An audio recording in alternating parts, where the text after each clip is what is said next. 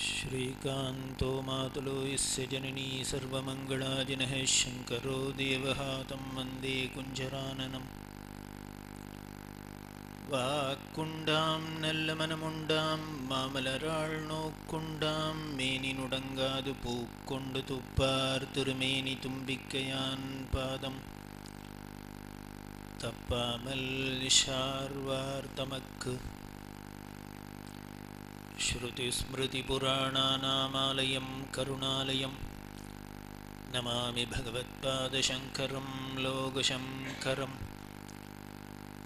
अपारकरुणासिन्धुं ज्ञानदं शान्तरूपिणं श्रीचन्द्रशेखरगुरुं प्रणमामि मुदान्वहम् सदाशिवसमारम्भां शङ्कराचार्यमध्यमाम् अस्मदाचार्यपर्यन्तां वन्दे गुरुपरम्पराम् गुरवे सर्वलोकानां विषजे भवरोगिणां निधये सर्वविद्यानां श्रीदक्षिणामूर्तये नमः। वसुदेवसुदं देवं कंसचाणूरमर्दनं देवकी परमानन्दं कृष्णं वन्दे जगद्गुरुं कुण्डलिकुमारिकुटिले चण्डिचराचरसवित्रिचामुण्डे गुणिनिगुहारिणे गुह्ये गुरुमूर्ते त्वां नमामि कामाक्षि। गुरुब्रह्मा गुरुर्विष्णुर्गुरुर्देवो महेश्वरः गुरुः साक्षात् परब्रह्म तस्मै श्रीगुरवे नमः।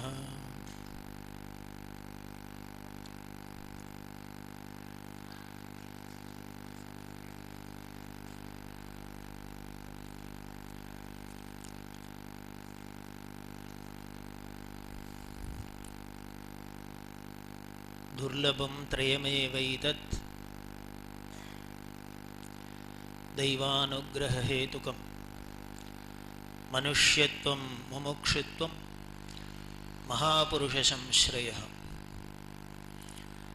விவேக சூடாமணியில் ஆதிசங்கர பகவத்பாதாள் சொல்றார், 3 கிடைக்கிறது ரொம்ப துர்லபம் அப்படிங்கிற. என்ன இந்த 3? அந்த 3ம் கிடைக்கிறதே துர்லபமாக, அது கிடைச்சாலும் தெய்வானுகிரக ஹேதுகம், ஈஸ்வர பிரசாதமாக தெய்வானுகிரகத்தினால கிடைக்கிறது. ஆச்சாரியால் ஒரு பதம் போட்டால் நம்மளோட புண்ணிய பலத்தினால கிடைக்கிறதா சொல்லல, தெய்வானுகிரக ஹேதுகம் அப்படிங்கிற. என்ன அந்த 3? மனுஷ்யத்துவம், மனுஷனா பிறக்கிறது. என்ன சார் இப்படி மனுஷனா பிறந்து பெரிய துர்லபம்?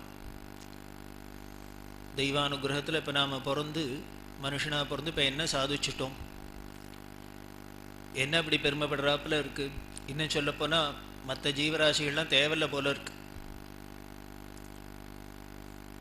நாம் சாப்பிட்றதுக்கு இவ்வளோ கஷ்டப்படுறாப்புல, சம்பாதிக்கிறாப்புல, ஆடா மாடா நாயா நிறைய ஏதானும் சிரமப்படுறதோ, அதுகளும் வேளாவேளைக்கு சாப்பிட்றது தூங்கிறது கொடுத்தனம் பண்ணிட்டு தான் இருக்குது. நாமளும் அதே தான் பண்ணுறோம். ஆனால் நம்ம இவ்வளோ கஷ்டப்பட்டு பண்ணுறோம்.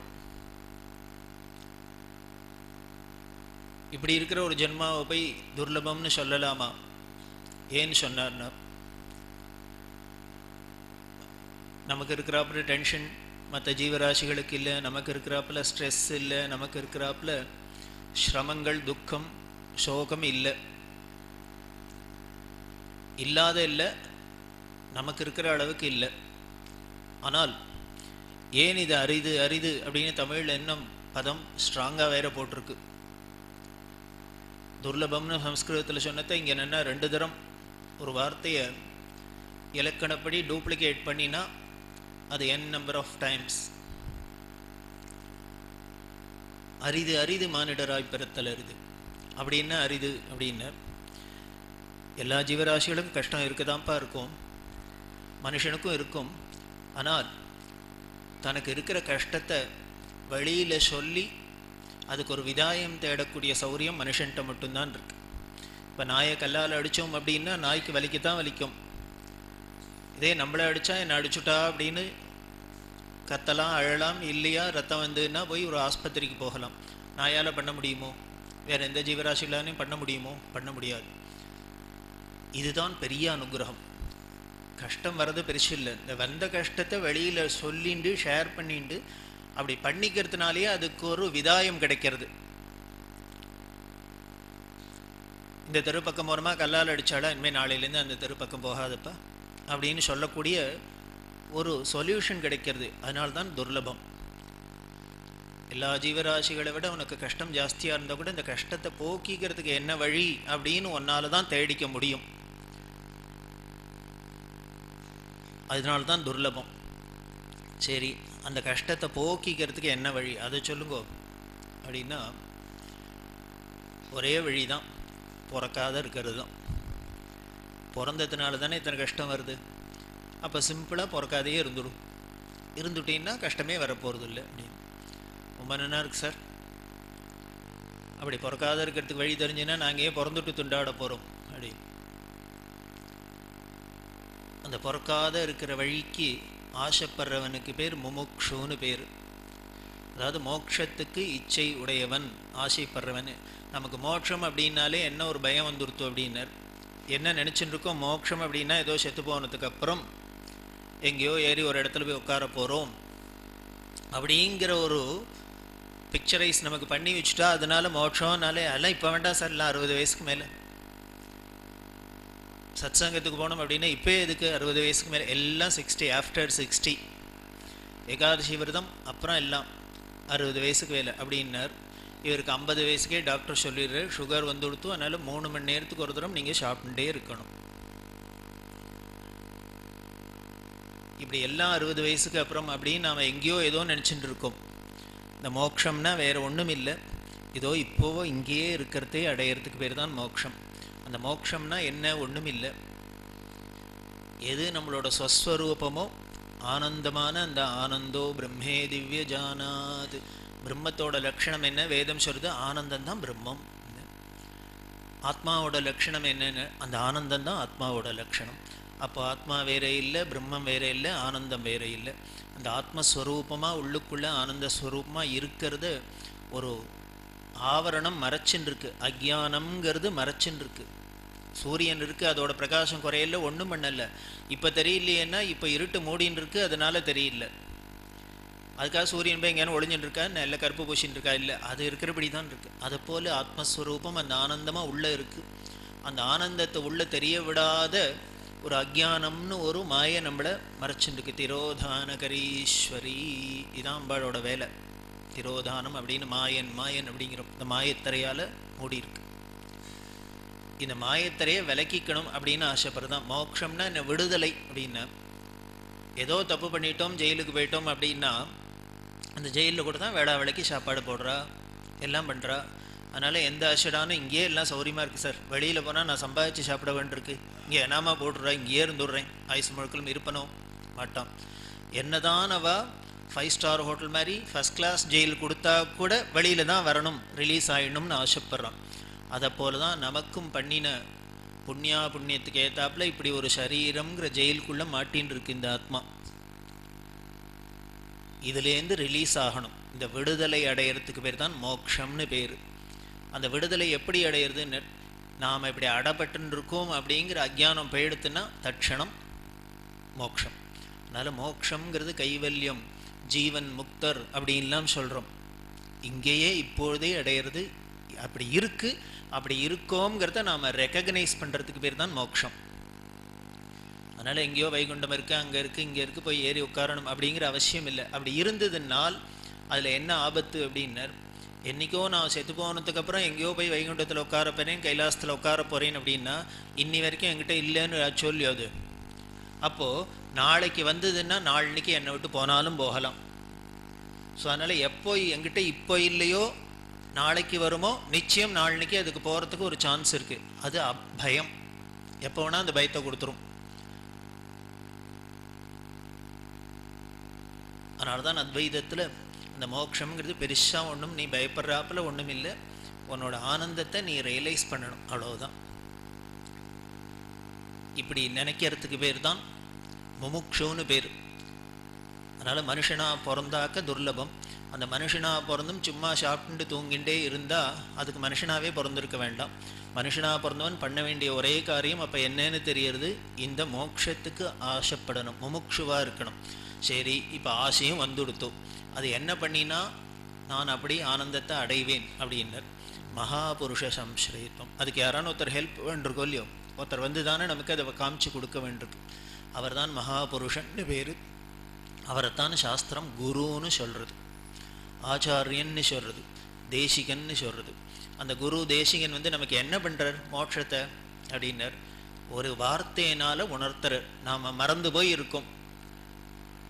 கழுத்தில் ஒரு மாலையை போட்டுட்டேன், ருத்ராட்ச மாலை, ஏதோ பெரியவா ஆசீர்வாதம் பண்ணி கொடுத்தா அப்படின்னு பெரியவா கையால் வாங்கின மாலையை நான் போட்டுருக்கேன். போட்டுட்டே இருக்கிறதே அப்பப்போ ஏதானு குளிக்கிறதே எழுத்து கழட்டி வச்சுடுறோம், திருப்பி போட்டுக்கிறோம். இப்படி பண்ணின்னு இருக்கிறது ஒரு நாளைக்கு மறந்து போயிடுத்து.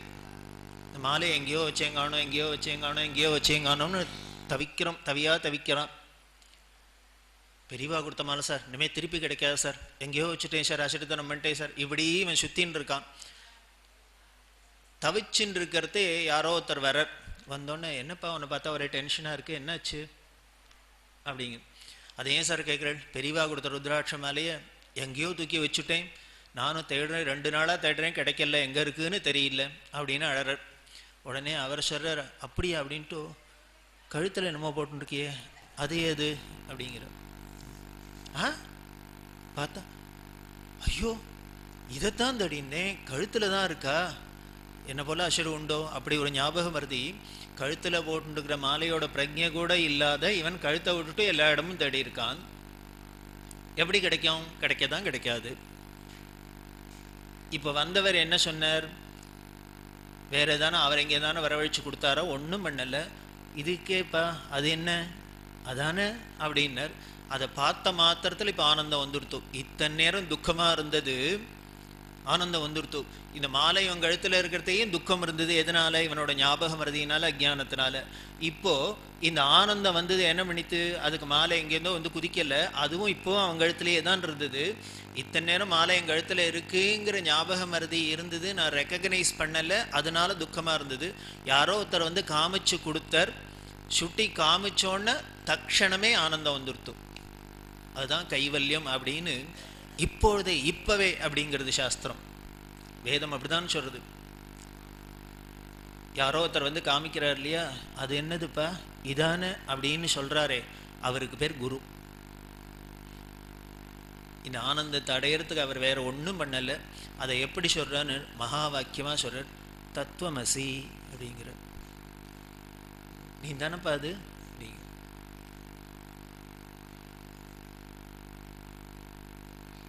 இந்த 3 தான் தெய்வானுகிரக ஹேதுகம். அப்படி இருக்கணும். அதனால் மனுஷனாக பிறந்தா போராது, மனுஷனாக பிறந்தாலும் நல்லதில் ஆசை இருக்கணும், மோட்சத்துக்கு ஆசை இருக்கணும். மோட்சத்துக்கு ஆசை இருந்தாலும் போராது, அதுக்கு ஒரு நல்ல சத்குருவை சரணாகதி பண்ணணும், அடையணும். சரி, நாம் போய் அடைஞ்சுடலாமா, அவர் எந்த ஊரில் இருக்கார் தேடிண்டு, சாஸ்திரம் சொல்கிறது அதுவும் முடியாதுங்கிறது. நீங்கள் எல்லாம் முடியாதுன்னு சொன்னால் என்ன தான் முடியும் சொல்லுங்க. நீ குருவை தேடின்னு போக முடியாதுப்பா, உனக்கு இந்த ஆசை வந்துடுத்துனா அவர் தேடின்னு வருவார். ஒன்று உனக்கு இந்த ஆசை வந்துடுத்துன்னா அவர் தேடிண்டு வருவார் அப்படின்னு. அப்படி வரவர் யாருன்னர், சாக்ஷாத் பரபிரம்ம தஸ்மை ஸ்ரீ குரவே நமஹா அப்படின்னு சாஸ்திரம் சொல்லு. குரு பிரம்மா, குரு விஷ்ணு, குரு தேவோ மகேஸ்வரஹா, குரு சாக்ஷாத் பரபிரம்ம தஸ்மை ஸ்ரீ குரவே நமஹா. அந்த குருநாதரை பிரம்மா விஷ்ணு சிவன் அப்படின்னு சொன்னதுக்கெல்லாம் பெரிய வியாக்கியானம் இருக்குது. அப்படி சொல்கிறதையெல்லாம் சாதாரணமாக தான் சொல்லித்து, குரு பிரம்மா குரு விஷ்ணு அப்படின்னு சொல்லித்து. ஆனால் இது பரபிரம்மம்னு சொல்கிறதை மட்டும் எக்ஸ்ட்ராவாக ஒரு வார்த்தை போட்டார், என்னென்னு சாக்ஷாத் பரபிரம்மம் அப்படின்னு. சந்தேகத்துக்கு இடமில்லாத அதுதான் பரபிரம்மம் அப்படின்னு. இதுலேருந்தே தெரியுது அந்த குருனாலே ஈஸ்வரன் தான். அந்த ஈஸ்வரனோட அனுகிரக சக்திக்கு பேர் சதாசிவானுகிரகதா பஞ்சகிருத்திய பராயணாம். இவளே தான் திரோதானகரீஸ்வரி அப்படின்னு மாயத்தரையும் போடுறா. இவளே தான் அந்த மாயத்தரையும் விளக்கறதே, ஞானத்தை கொடுக்கறதே சதாசிவனாவும் இருக்கா. அப்படி இருக்கிற அந்த குரு நம்மளை தேடின்னு வந்தார். தேடிண்டு எப்போ வந்தார்னர், 1894 தேடிண்டு வந்தார். ஜெய வருஷம் வைகாசி மாதம் 8ஆம் தேதி அனுராதா நட்சத்திரத்தில் ஞாயிற்றுக்கிழமையில் விழுமியபுரம் அப்படின்னு சொல்லக்கூடிய ஜாகரணபுரி அப்படின்னு அதுக்கு பேரே அழகாக இருக்குது. விழிப்பை கொடுக்கக்கூடியது. விழுமியன்னா தமிழில் உயர்ந்தன்னு அர்த்தம், உத்கிருஷ்டமான அப்படின்னு அர்த்தம். இவர் பிறந்தத்தினாலேயே அது உயர்வு அடையிறது. சம்ஸ்கிருத பேரோ ஜாகரணபுரி அப்படின்னா விழிப்பை கொடுக்கக்கூடியது. எல்லாரும் தூங்கின்னு இருக்குமே, எல்லாரும் எப்போ தூங்குவோம்? இருட்டி எடுத்துனா தூக்கம் வந்துடுறது, தூங்குறோம். அதை போல் அஜ்ஞானம்ங்கிற மாயை இருள் சூழ்ந்ததுன்னா நம்ம எல்லாரும் தூங்கி போய்டுறோம், தர்மத்தை விட்டு தூங்கி போய்டுறோம். ஸோ அப்போ எழுப்புறதுக்கு ஒருத்தர் வேண்டிருக்கு. வேதமே அதான் சொல்கிறது, உத்திஷ்ட ஜாகிரத. உபனிஷத்தில் போய் கோஷிக்கிறது, ஏந்திரு ஏந்திரு அப்படிங்கிறது. அந்த விழுமியபுரத்தில் ஜாகரணபுரியில் அவதாரம் பண்ணினார். பிரம்மஸ்ரீ சுப்பிரமணிய சாஸ்திரிங்கிற மகானுக்கும் மாதுஸ்ரீ மகாலட்சுமி அம்மாங்கிற உத்தமைக்கும் 2வது குமரனா அவதாரம் பண்ணினார். எந்த வேத விழுப்பொருளோ, எவன் ஆதிகுரு அப்படின்னு சொல்லக்கூடிய குருனாலே பரமேஸ்வரன் தான், தட்சிணாமூர்த்தி தான் அப்படின்னு சாஸ்திரம் சொல்லுது. அப்பேற்பட்ட அந்த தட்சிணாமூர்த்தி சம்போ மூர்த்திர் சரதி புவனே சங்கராச்சாரிய ரூபா. எதுக்காக? அஜ்ஞானாந்தர் ககனபதிதான் ஆத்ம வித்யோபதேசேஹி திராத்தும் லோகான். இந்த அஜ்ஞானம்ங்கிற இருள காட்டில் மாட்டின்னு இருக்கிற இந்த தீனர்களெல்லாம் காப்பாற்றணும் அப்படிங்கிற ஒரே எண்ணத்தினால சம்போ மூர்த்திர் சரதி புவனே. அது மூலதோ நிஷ்பதந்திஹி. என்ன, ஒரு அரச மரத்துக்கு அடியில், ஆலமரத்துக்கு அடியில் அது பாட்டுக்கு பிசாதம் மௌனமாக உட்கார்ந்து இருந்தது. அப்படி மௌனமாக ஞானமயமாக உட்கார்ந்துருந்த மூர்த்தி தன்னோட மௌனத்தை கலைச்சு சங்கரன்கிற ரூபத்தை தாங்கிண்டு இந்த பூமியில் உலாவது. 2500 வருஷத்துக்கு முன்னால் உலாவித்து, 2500 வருஷத்துக்கு முன்னால் உலாவினா போராது. ஏன் அப்படின்னு, அப்பப்போ நமக்கு அஜ்ஞானம் இருந்துகிட்டே இருக்குது. நாளுக்கு நாள் இது வளர்த்துன்னு இருக்கு. எவ்வளவுக்கு அவ்வளவு இருட்டு ஜாஸ்தியாக இருக்கோ அவ்வளவுக்கு அவ்வளவு நல்ல 1000 வாட் பல்பாக போட வேண்டியிருக்கு. அப்படி திருப்பி நமக்கு 1894 வருஷம் வந்தது. அதே அந்த தட்சிணாமூர்த்தி, அதே சங்கரன் திருப்பி ஸ்ரீமத் சந்திரசேகரேந்திர சரஸ்வதிங்கிற திருநாமத்தோட ஆதிசங்கர பகவத்பாதாள் ஸ்தாபிதம் பண்ணின தலையாய பீடமான காஞ்சி காமகோடி சர்வஜ பீடத்தில் 68வது பீடாதிபதிகளாக அவதாரம் பண்ணித்து. அவதாரம் பண்ணி என்ன பண்ணார்? சதமானம் பவதி சதாயு புருஷா அப்படின்னு வேதம் சொன்னபடி வேதப்பிராயம் 100 வருஷமும் பூர்ணமாக திவ்ய சரீரத்தோடு நமக்கு அனுகிரகம் பண்ணினா. இப்போ என்ன பண்ணுறான்னு, அப்போவான அந்த சரீரம்னு ஒன்று வேண்டிருந்தது, அந்த திவ்ய சரீரத்துக்குள்ளே தான் இருந்து அனுகிரகம் பண்ண முடிஞ்சது. இப்போ அந்த ரெஸ்ட்ரிக்ஷன் கூட இல்லை, இப்போ எங்கேயும் வியாபிச்சிருக்கு. எங்கே நினைக்கிறோமோ அது அதோட, எங்கே நினைக்கிறோமோ தட்சணம் அதோட அனுகிரகம். அப்படி அருள் வடிவாக இருக்கிற இந்த அன்பை தான் ஈஸ்வரன் அப்படின்னு சாஸ்திரமும் சொல்கிறது. அன்பே சிவம் அப்படிங்கிறோம். அந்த பிரேமையை தான் ஈஸ்வரனோட ஸ்வரூபம். அப்படி 100 வருஷம் இருந்த பெரியவா, உலகமே அவரை பெரியவா பெரியவான்னு ரொம்ப வாஞ்சையோடு கொண்டாடித்து. உலகத்தில் எந்த கார்னரில் போங்கோ பெரியவர் அப்படின்னாலே காஞ்சி பெரியவர் தானே அப்படின்னு கேட்குறாப்புல தான் இருக்கே வழிய, இதுக்கு வேறு ஒன்றும் முன்னாலேயோ பின்னாலேயோ ஒன்றுமே சேர்க்க வேண்டாம்.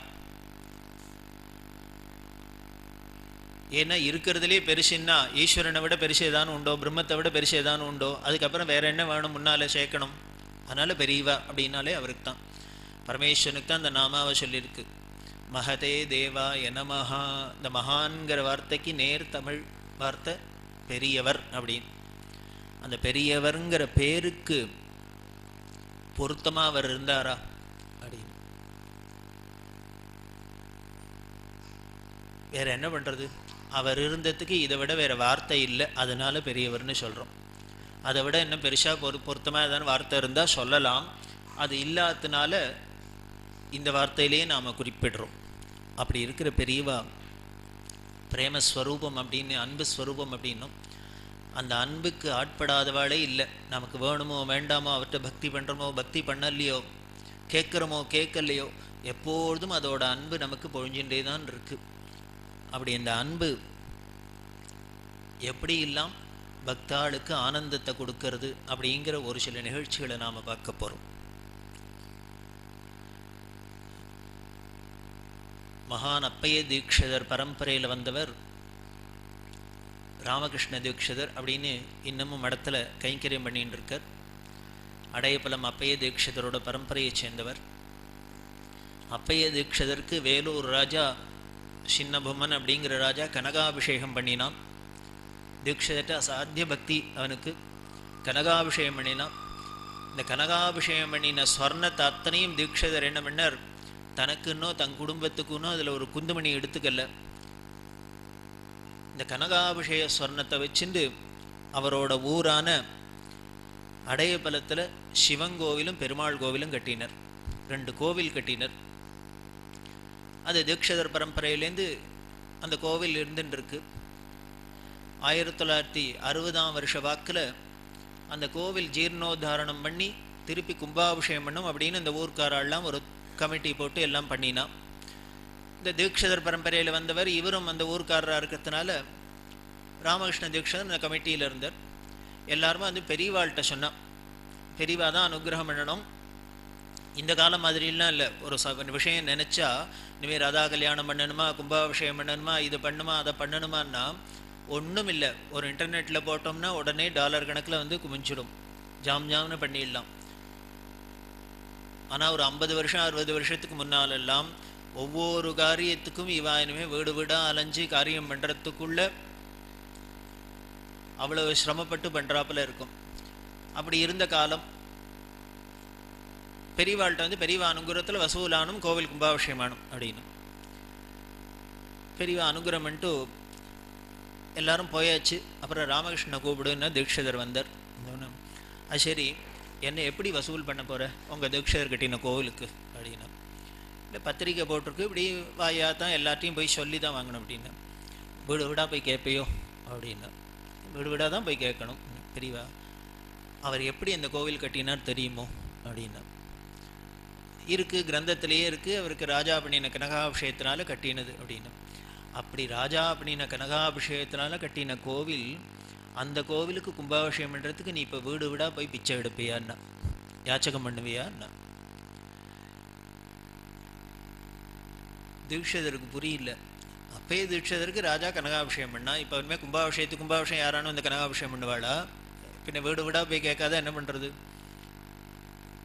நீ பெரியவா சொன்னா, அதனால் நீ வீடு வீடாக போய் கேட்கக்கூடாது, பின்ன என்ன தான் பண்ணலாம், ஒன்று பண்ணு. அவர் 108 கிரந்தங்கள் எழுதியிருக்கார். சும்மா புஸ்தகமாக எழுதி வச்சா இதுக்கு, அதை 4 பேர் பிரச்சாரம் பண்ணினான்னா தெரியும். நீ என்ன பண்ணு, கோயம்புத்தூர் ஜில்லாவில் கே வில்லேஜஸ்ன்னு இருக்குது. கே வில்லேஜஸ் அப்படிம்பா, குளஞ்சிவாடி இது மாதிரிலாம் ஆரம்பிச்சுன்னு கேலேயே ஆரம்பிக்கும். எப்படி தஞ்சாவூர் ஜில்லாவில் 18 கிராம வாத்திமாளோ, அது மாதிரி இந்த கோயம்புத்தூர் ஜில்லாவில் அந்த கே வில்லேஜஸ் அப்படிங்கிறது ரொம்ப பெரிய மனுஷாக இருக்கிற இடம். அந்த கே வில்லேஜஸில் போய் இந்த தீட்சிதரோட கிரந்தங்கள்லாம் உபன்யாசம் பண்ணு, எடுத்து சொல்லும். எல்லாரும் ஏதோ சம்பாவனை பண்ணுவா. அப்போ இந்த மாதிரி நடக்க போகிறது கும்பாபிஷேகம் அப்படின்னு சொல்லும். எல்லாரும் அதில் ஏதானு சம்பாவனை பண்ணினா அதை கொண்டு முதல்ல ஆரம்பி. இது நேர கேட்கலையே, யாச்சகம் பண்ணலையே, வீடு வீடாக போய் நீ பண்ணின உனக்கு வித்வத் சம்பாவனை பண்ணுறா, அதனால இது மூலியமாக பண்ணிக்கலாம். அவருக்கும் வித்வத் சம்பாவனை ராஜா பண்ணினது தான் அது கனகாபிஷேகமாக. அதனால் இப்படி ஆரம்பித்து பண்ணு அப்படின்னா தீட்சிதருக்கு ரொம்ப மனசு உருகித்த. பெரியவாள் அதுக்கு தான் ஒரு ஆச்சாரியன் வேணுங்கிறது. மனோபாவம் அப்படின்னா எந்த காரியத்தை எப்படி பண்ணணும், எப்படி பண்ணினா அதுக்கு சிறப்பு அப்படிங்கிறத காமிக்கிறதுக்கு ஒருத்தர் வேணுமே. சரி, இவர் கோயம்புத்தூர் வில்லேஜஸில் போய் இருந்து எல்லாம் பண்ணினர். அதுக்கு ஏற்றாப்புல ஏதோ சம்பாவனையெல்லாம் வந்தது. வந்தால் நேராக எடுத்துன்னு பெரியவாள்கிட்ட வந்தார். பெரியவா பௌர்ணமி பூஜை பண்ணின்னு இருக்கா. முடிஞ்சுது. முடிஞ்சோடனே வந்தோடனே ராமகிருஷ்ணனை பார்த்தோன்னே தீட்சிதரை உடனே பெரியவா கேட்டா, என்ன போன காரியம் வளர்பிரியா தேய்பிரியான்னா. அது போன காரியம் என்னாச்சு, ஏதானு தேறித்தா இல்லை ஒன்றும் இல்லை செலவழிச்சுன்னு போனது தான் மிச்சமா அப்படின்னு. வளர்பிரியா தேய்பிரியான்னு. இவர் உடனே என்ன சொன்னார், பெரியவா அனுகிரகத்தில் நித்திய பௌர்ணமின்னர். இது எப்பொழுதும் இங்கே பூர்ணமாக தான் இருக்குமே வழி இங்கே வளரும் வளராது தேயவும் இந்த இடத்துக்கு, ஏன்னா தேயாத்தினால வளர்கிறதுக்கு சான்ஸே இல்லை. அதனால பெரியவா அனுகிரகம் நித்திய பௌர்ணமியாக இருக்குது அப்படின்னா சபாஷ் அப்படின்னா பெரியவா உடனே விசாரிச்சா. எங்கெல்லாம் போய் சொன்னேன், என்னெல்லாம் இருந்தது, அந்த இத்தனையும் சொல்லிட்டு சம்பாவனையெல்லாம் பண்ணாலாம் பண்ண என்ன பண்ண போகிறாது அப்படின்னா. அதுதான் பெரியவாளோட சாமர்த்தியத்தை பாருங்கோ. இவர் அனுச்சதே எதுக்கு, அவள் சம்பாவனை பண்ணுவா, அதை கொண்டு கோவிலுக்கு கும்பாபிஷேகத்துக்கு முதல்ல கேபிட்டலாக வச்சுக்கோ, அதுக்கப்புறம் இந்த விஷயம் பரவ பரவ வாய்மொழியுமா படுத்த யார் ஒன்றை தேடின்னு வந்து கொடுக்குறாளோ அவள்கிட்ட தான் வாங்கணும். அவள் நாளைக்கு ஆற்றுக்கு வாங்கோ தரேன்னா தரப்போகக்கூடாது, நீங்கள் வந்து எங்கள் ஆற்றுல கொடுத்துட்டு போங்க. ஏன்னா அப்பயே தீட்சிதர் கோவில் இது. இப்படி தான் சொல்லி அனுப்பிச்சிருக்கா. இப்போ அவர் சம்பாவனை வாங்கிட்டு வந்தோன்னே அடுத்தது கேட்குறா, அப்படின்னா என்ன பண்ண போகிறாதுன்னா தீட்சிதர் இன்னமும் சொல்வார். அதான் பெரியவாளோட சைக்காலஜி. மனுஷனை நம்மளை பல்சை பிடிச்சி பாப்பா. என்னென்ன இவன் போகிறதுக்கு முன்னால் என்ன வந்தால் கொடுத்துட்றேன் அப்படின்னு சொல்லுவோம். அங்கே சம்பாவனையை பார்த்தோன்னே காசை பார்த்தோன்னே மனசு என்ன இருக்குமோ தெரியாது. சபல சித்தம் தானே.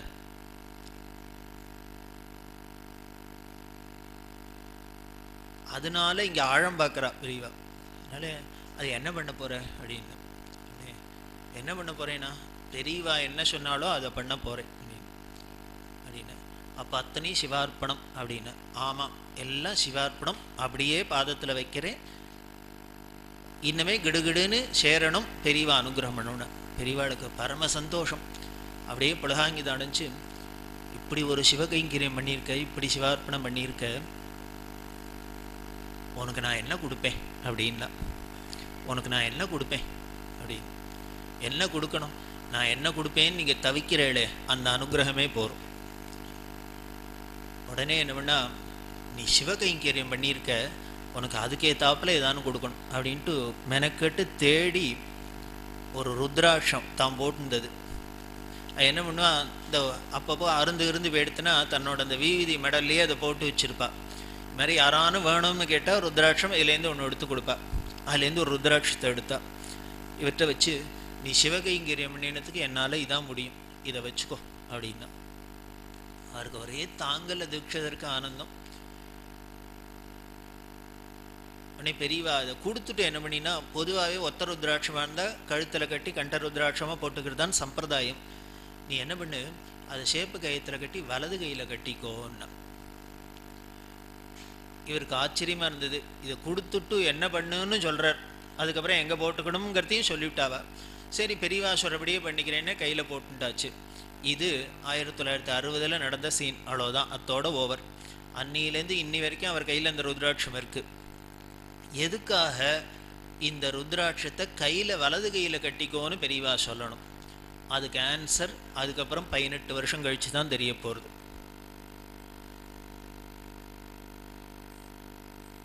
இவர் சம்ஸ்கிருத வாத்தியாராக இருந்தார். அயனாவரத்தில் வீடு, பாரிஸில் ஒரு ஸ்கூலில் வாத்தியாராக இருந்தார். அதனால் இவர் என்ன பண்ணுவார், ஸ்கூல் முடிஞ்சு தினம் பஸ்ஸில் இங்கேருந்து போகணும் அயனாவரம். போகிறதே ஒரு நாளைக்கு பஸ்ஸில் ஏறி உட்காந்துருக்கார். உட்காந்துருந்தவர் ஜன்னலோரமாக சீட்டில் இப்படி கையை இப்படி வச்சுட்டு உட்காந்துருந்தார்.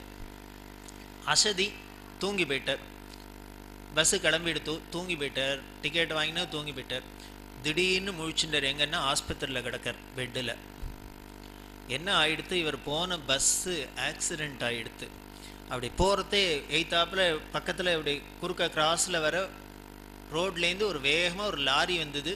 நேர பஸ்ஸில் இவர் எங்கே கையை வச்சுன்னு தூங்கின்னு இருக்காரோ அங்கே வந்து மோதித்து.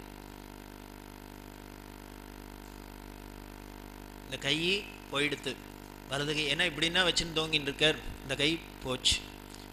அதனால் ஆஸ்பத்திரியில் கொண்டு சேர்த்துருக்கா. இவருக்கு பிரஜை போயிடுத்து. அதுக்கப்புறம் தான் சொல்கிறான், மாதிரி நீ வந்த பஸ்ஸு தூங்கி போயிட்ட, உனக்கு அது கூட தெரியல, நேரம் உன் கையில் தான் வந்து மோதித்து லாரி. டாக்டர்லாம் சொன்னால் கை பழைக்குமா பழைக்காதா, பெரிய ஹெவி ஃப்ராக்சர் ஓஹோ என்னெல்லாமோ சொன்னான். ஆஸ்பத்திரியில் இருந்தார், வைத்தியம்லாம் ஆச்சு. அதுக்கப்புறம் டிஸ்சார்ஜ் ஆகி வந்தால் இன்னி வரைக்கும் மடத்தில் ஸ்ரீமுகம் அவர் தான் எழுதின்னு இருக்க. அத்தனை கைங்கரையும் இன்னி வரைக்கும் பண்ணின்னு இருக்கார். அப்படின்னா அந்த ஆக்சிடெண்ட்டுக்கு அவருக்கு வலது கையை ஒன்றும் இல்லாத போயிருக்கணும்.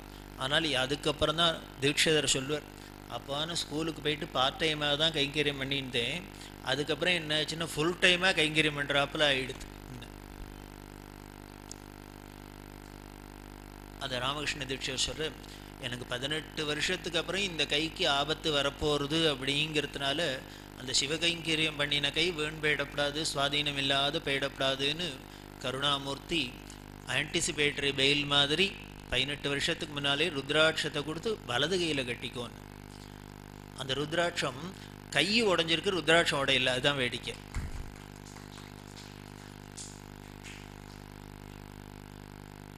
இதுக்கு பேர் அனுகிரகம். நாம் ஏதோ நினச்சுருக்கோம், பகவான்கிட்ட போய் இதை கொடு அதை கொடு அப்படின்லாம். நமக்கு என்ன வேணும் என்ன வேண்டான்னே தெரியாது, எது வேணும் எது வேண்டான்னே நமக்கு தெரியல. ஆனால் நம்ம லிஸ்ட்டு மட்டும் கொடுத்துட்றோம். நாம் கொடுக்குற லிஸ்ட்டெல்லாம் அவர் டிக் அடித்து சேங்ஷன் பண்ணார்னு வச்சுங்கோ, அதில் எத்தனை நமக்கே ஆபத்தாக முடியும் நமக்கு தெரியாது. அதனால தான் நாம் எதை வேண்டின்றாலும் 100 வேண்டினோன்னா அவர் ஃபில்டர் பண்ணி 1 2ன்னு கொடுக்கறதுக்கு காரணம் அவருக்கு என்ன, நம்மளோட தாயாதியாக தானே நம்மள்கிட்ட கொடுக்கப்படாதுன்னு அவருக்கு தானே விரோதமாக எதை கேட்டாலும் கொடுக்கலாம். ஆனால் நம்ம என்ன பிரார்த்தனை பண்ணினாலும் அவர் ஏதோ ஒரு கணக்கு வச்சுன்னு பண்ணுறார். எதுக்குன்னு குழந்தைகள் என்ன பண்ணும், நை நை நை நைன்னு அம்மாட்ட ஏதானு கேட்டுட்டே தான் இருக்கும். ஆனால் தாயாருக்கு தான் தெரியும் இது உடம்புக்கு ஆகுமா ஆகாதா, இப்போ கொடுக்கலாமா இப்போ கொடுக்கப்படாதா அப்படின்னு அவளுக்கு தெரியும். யாரான அம்மாட்ட கோச்சிக்கிறோமா, சின்ன வயசில் கோச்சின்னு இருப்போம், இந்த அம்மா ரொம்ப மட்டம் வேண்டவே வேண்டாம் அப்படின்லாம் சொல்லுவோம். அதை போல தான் நாமும் சுவாமிகிட்ட கோச்சிக்கிறோம், இந்த சுவாமிக்கு கண்ணே இல்லை, இவருக்கு மூக்கே இல்லை, எல்லாம் அவருக்கு இருக்குது, 1 2 இல்லை, வேதம் எல்லாம் ஆயிரக்கணக்கில் இருக்குங்கிறது. சஹஸ்ர சீருஷா புருஷா சஹஸ்ராட்ச சஹஸ்ரபாத் எல்லாம் ஆயிரக்கணக்கில் இருக்குது. ஆயிரக்கணக்கில் இருக்கிறதையும் எதுக்குன்னு அத்தனையும் அன்பை பொழியறதுக்காக இருக்கு. இப்படி ராமகிருஷ்ண தீட்சிதருக்கு கையை அனுகிரகம் பண்ணினா, கையை அனுகிரகம் பண்ணுறதோடு இல்லை, அவர் இந்த ஸ்கூலில் வாத்தியாராக இருந்தான்னு சொன்னேன், சம்ஸ்கிருத வாத்தியாராக. ஒரு அரசாங்கத்தில் அந்த காலத்தில் என்ன பண்ணால், ஒரு நல்ல காரியம் பண்ணால் முதல்ல சம்ஸ்கிருதத்தை எடுக்கணும் அப்படின்னு எடுத்தா, ஸ்கூலில் இருக்கக்கூடாது அப்படின்னு. ஏன் அப்படின்னர், இந்த சனாதன மதத்துக்கு ஆதாரமே முதல்ல எந்த சாஸ்திரமாக இருந்தாலும் எதுவாக இருந்தாலும் சம்ஸ்கிருதத்தில் இருக்குது. அப்போ முதல்ல என்ன பண்ண, பேசிகிட்டே இருக்காரா இவர், முதல்ல நாக்கை கட் பண்ணிட்டு அப்புறம் இவர் எங்கே உபன்யாசம் பண்ண போகிறார். உபன்யாசம் பண்ணாதீங்கன்னா கேட்க மாட்டார். அப்போ என்ன பண்ணோம்னு நாக்கை அழுத்துரும், அவர் பேசவே மாட்டார். அதை போல் இந்த மதம் வளரப்படாதுன்னு பார்த்தா வளராத இருக்க முடியல. அதால் என்ன பண்ணுன்னார், அப்போ வளர்கிறதுக்கு காரணமாக இந்த மதத்தோட ஆதார நூல் எத்தனையும் என்ன லாங்குவேஜ் இருக்கோ முதல்ல அதை ஒருத்தருக்கும் தெரியாத கட் பண்ணிட்டா அதுக்கப்புறம் என்ன பண்ணுறது, ஒருத்தராலையும் படிக்க மாட்டா, அதுக்கப்புறம் வேதத்தில் போக மாட்டா, சாஸ்திரத்தை போக மாட்டா, ஒன்றுத்தையும் போக மாட்டா, நம்ம ஸ்கூலுக்கு தான் வருவா. அம்டி டம்டி sat on your wall, had a great fall. எடுத்தோடனே நல்ல சுபமாக குழந்தைகளுக்கு இல்லையா, ரெயின் கோ அவே, ஏற்கனவே குடத்தை தூக்கின்னு திண்டாடுறோம், இதுக்கு தான் வருவா. இல்லைன்னா ஹரி ஓம் நமோ நாராயணாய சித்தம் அப்படின்னு இது உடனே நல்லத்தை ஆரம்பிச்சிடும். அது பண்ணக்கூடாது அப்படின்னா முதல்ல லாங்குவேஜை கட் பண்ணுன்னா பண்ணினா இல்லையா. அதனால் ஸ்கூலில் சமஸ்கிருதம் சொல்லித்தரத்துக்கு வேலை இல்லாத போயிடுத்து. நிச்சயம் தெரியும் இந்த சம்ஸ்கிருதம் சொல்லி தருவான் இவனாக தான் இருப்பன்னு, விப்ரனாக தான் இருப்பன், அதனால் அவனை எப்படி ஒழிக்கிறதுன்னு முதல்ல அதை இப்படி ஒழிச்சா. அதில் இவருக்கு வேலை போகணும், ஜூனியராக இருந்தவாளுக்கெல்லாம் வேலை போயிடுத்து, இவர் ரொம்ப சீனியராக இருந்ததுனால இவரை வேலையை விட்டு எடுக்க முடியல. அதனால் என்ன பண்ணினா, கீழ் கிளாஸ்க்கு 1ஆவதுக்கு எல்கேஜி யூகேஜிக்குன்னு இவர் அனுப்பிச்சா. போஸ்ட் பண்ணிட்டா. இவருக்கு ரொம்ப இன்சல்ட்டிங்காக இருந்தது. என்னையே அது நம்ம பெரிய எஸ்எஸ்எல்சிக்கு இப்படின்னா பெரிய பசங்களுக்கெல்லாம் எடுத்துட்டவன் நம்ம ஸ்டேட்டஸ்க்கு நம்ம இனிமேல் போய் கீழே போய் ஏ ஃபேர் ஆப்பிள்னு சொல்லித்தரதா அப்படின்னு அவருக்கு கௌரவ பிரச்சனையாக போயிடுத்து. அதில் ரொம்ப அப்செட் ஆகிட்டார் தீட்சிதர். இவரோட ஃப்ரெண்டு டன்லப் கிருஷ்ணன் அப்படின்னு, இவன் எப்போ பெரியவா தரிசனத்துக்கு போனாலும் இவன் 2 பேரும் தான் ஜோடியாக போவா. டன்லப் கிருஷ்ணன் வந்து ஒரு நாளைக்கு விட்டார், தீட்சிதரே உங்களுக்கும் மனசு வேறு சரியில்லை, இது மாதிரி உத்தியோகம் தங்குமானு இருந்தது, இப்போ தங்கினாலும் இப்படி டீக்ரேட் பண்ணினாப்புல கீழே சொல்கிறான், அதனால் நீங்கள் பெரியவாள்கிட்ட போய் தரிசனம் பண்ணிட்டு வரலாமே, ஏதான ஒரு மனசாந்தி கிடைக்கணும். போயா பெரியவாள்கிட்டையாவது ரியால்ட்டாவது. எனக்கு அங்கே போகிறதுக்கு கூட இப்போ ஒன்றும் பிடிக்கல, என்னால் இப்போ வர முடியாது, நான் ரொம்ப டிஸ்டர்ப்டாக இருக்கேன் அப்படின்ட்டு இவர் சொல்லி பார்த்தார். வரல, அவர் போயிட்டார். நேராக போனால் பெரியவா கேட்டால் இது எங்கன்னா 2 பேருமானா அவர் இன்னைக்கு ஏன் ஒத்தையாக வந்தேன்னா, தீட்சிதர் எங்கன்னா, இல்லை ஆற்றுல இருக்கார் என்ன வரலையா அப்படின்னு. இல்லை அவருக்கு மனசு சரியில்லைன்னு. என்ன அவனுக்கு மனசு சரியில்லை அப்படின்னு சொன்னேன். இல்லை இது மாதிரி பெரியவாளுக்கு எல்லாம் தெரிஞ்சிருக்கும், சம்ஸ்கிருதத்தை எடுத்துட்டா இவருக்கு வேலையை விட்டு போக சொல்ல முடியல, அதனால ஏதோ கீழ் கிளாஸ்க்கு பழம் சொல்றா. அவருக்கு அதனால மனசு பிடிக்கல, என்ன பண்ண போறானா அப்படின்னு. இல்லை அவர் அநேகமாக வேலையை ரிசைன் பண்ணுறதா தீர்மானம் பண்ணியிருக்கு அப்படின்னா. அப்படியா அப்படின்னு. ஆமாம், இவர் தீட்சர் அந்த அளவுக்கு தான் போயிருக்க, வேலையை விட்டுறது அப்படின்னு. நீ பெரியவா சொன்னா, அவன் என்ன பரம்பரை தெரியுமோ இல்லையோ அப்படின்னா, அப்பைய தீட்சிதர் பரம்பரை. அப்பைய தீட்சிதருக்கு ஒரு சந்தேகம் வந்தது. அப்பைய தீட்சிதர் எப்பேற்பட்ட ஈஸ்வர பக்தர், பரமேஸ்வர பக்தர்னு ஜெகத் பிரசித்தம். நம்ம எல்லாருக்கும் சந்தேகம் இல்லை, அவருக்கு மட்டும் சந்தேகம் வந்து என்னென்ன நம்ம நிஜமாவே பக்தனான்னு. இதுதான் பக்தாளோட லட்சணம். நமக்கு பக்தி இருக்கா இல்லையான்னு எப்படி தீர்மானம் பண்ணிக்கலான்னு, நமக்கு பக்தன்னு நாம் நினச்சுன்னுட்டோம்னா, நான் பத்திரிகையில் பக்தன் அப்படின்னு போட்டுனுட்டேன்னாலே பக்தன் இல்லைன்னு தெரிஞ்சுக்கலாம். மகான்களாக இருந்தால் என்ன பண்ணுன்னர், ஷடன் கஷடன் மூடன் மட்டி பவவினையிலே ஜனித்த தமியன் மிடியால் மயக்கம் இருவேனும் அருணகிரியோட வார்த்தை. எதுக்குன்னர், சிம்பிளாக ஒரு காரியம் பண்ண முடியலையாம். சரண கமலாலயத்தை அரை நிமிட ஞானம் வைக்க தெரியாத ஷடன் கஷடன் மூடன் மொட்டி 30 செகண்ட்ஸ் அதை உன்னோட சரணாரவிந்தத்தை என் மனசில் தியானம் பண்ணுறதுக்கு தெரியலன்னு சொல்கிறவர் யார்? அருண். நாமெல்லாம் மெடிடேஷன் கிளாஸ்க்கு போயிட்டு உட்காந்துட்டு இருக்கோம், 1000 ரூபா செலவழிச்சுட்டு கண்ணை மூடிண்டு. மகான்களாக இருந்தால் அப்படிதான் சொல்லிப்பா. இவர் அப்பைய தீட்சிதருக்கு ஒரு சந்தேகம் வந்தது, நமக்கு நிஜமாவே பக்தி இருக்கா, பரமேஸ்வரன்ட்டு மனசை லயிச்சிருக்கா அப்படின்னு அதை டெஸ்ட் பண்ணி பார்த்துக்கணும்னு. எப்படி டெஸ்ட் பண்ணுறது அப்படின்னு, 2 சமயத்தில் தான் ஒரு மனுஷன் எதையும் உள்ளே இருக்கிறத ஒழிக்காத, அதை ஒன்று பெருசாக ஷோ பண்ணாத பேச தெரியும். பேசுவன் எப்போன்னு, ஒன்று பால்ய அவஸ்தை குழந்தையாக இருந்தா, இன்னொன்று பைத்தியமாக இருந்தா. நம்ம சொல்கிறோமோ இல்லையோ, இந்த மாமா வந்தால் உளறிவிடாத அப்படின்னு. குழந்தைகள் தான் முதல்ல உளரும். மாமா அம்மா என்ன தெரியுமாலே சொல்லியிருந்தா எங்கள் அப்பா அம்மாவும் உங்களை பற்றின்னு அது முதல்ல சொல்லிவிடும். அதனால குழந்தைய ஜாக்கிரதை பண்ணுறோம். ஏன்னா அதுகளுக்கு இது மறைக்கணும், மறைக்கப்படாது, இங்கே சொல்லலாம் சொல்லப்படாது. ஏன்னா உள்ளுக்குள்ள கபடம் இல்லையோ இல்லையோ, அந்த திருக்கரண சுத்தி இருக்கிறத எப்படி நாம் கரெக்ட் பண்ணுறோம் அப்படின்னு நாம் தான் சொல்லித்தரோம்.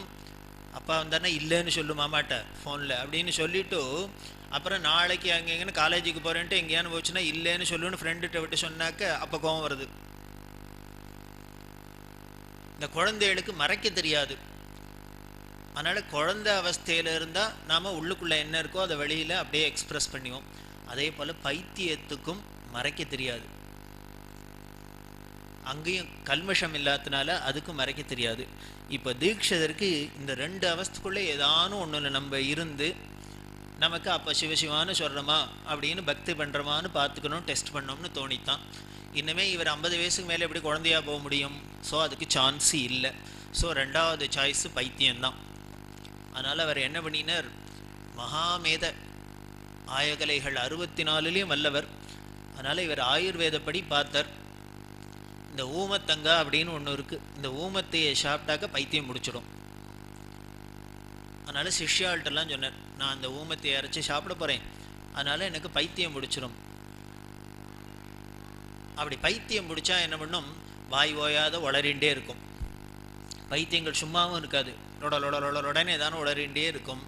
அதனால் நான் இப்படி உளறினேன்னா என்ன உளறேன்னு தயவு பண்ணி நீங்களும் ஒரு பேனா பென்சில் எடுத்து எழுதி வச்சுங்கோன்னு.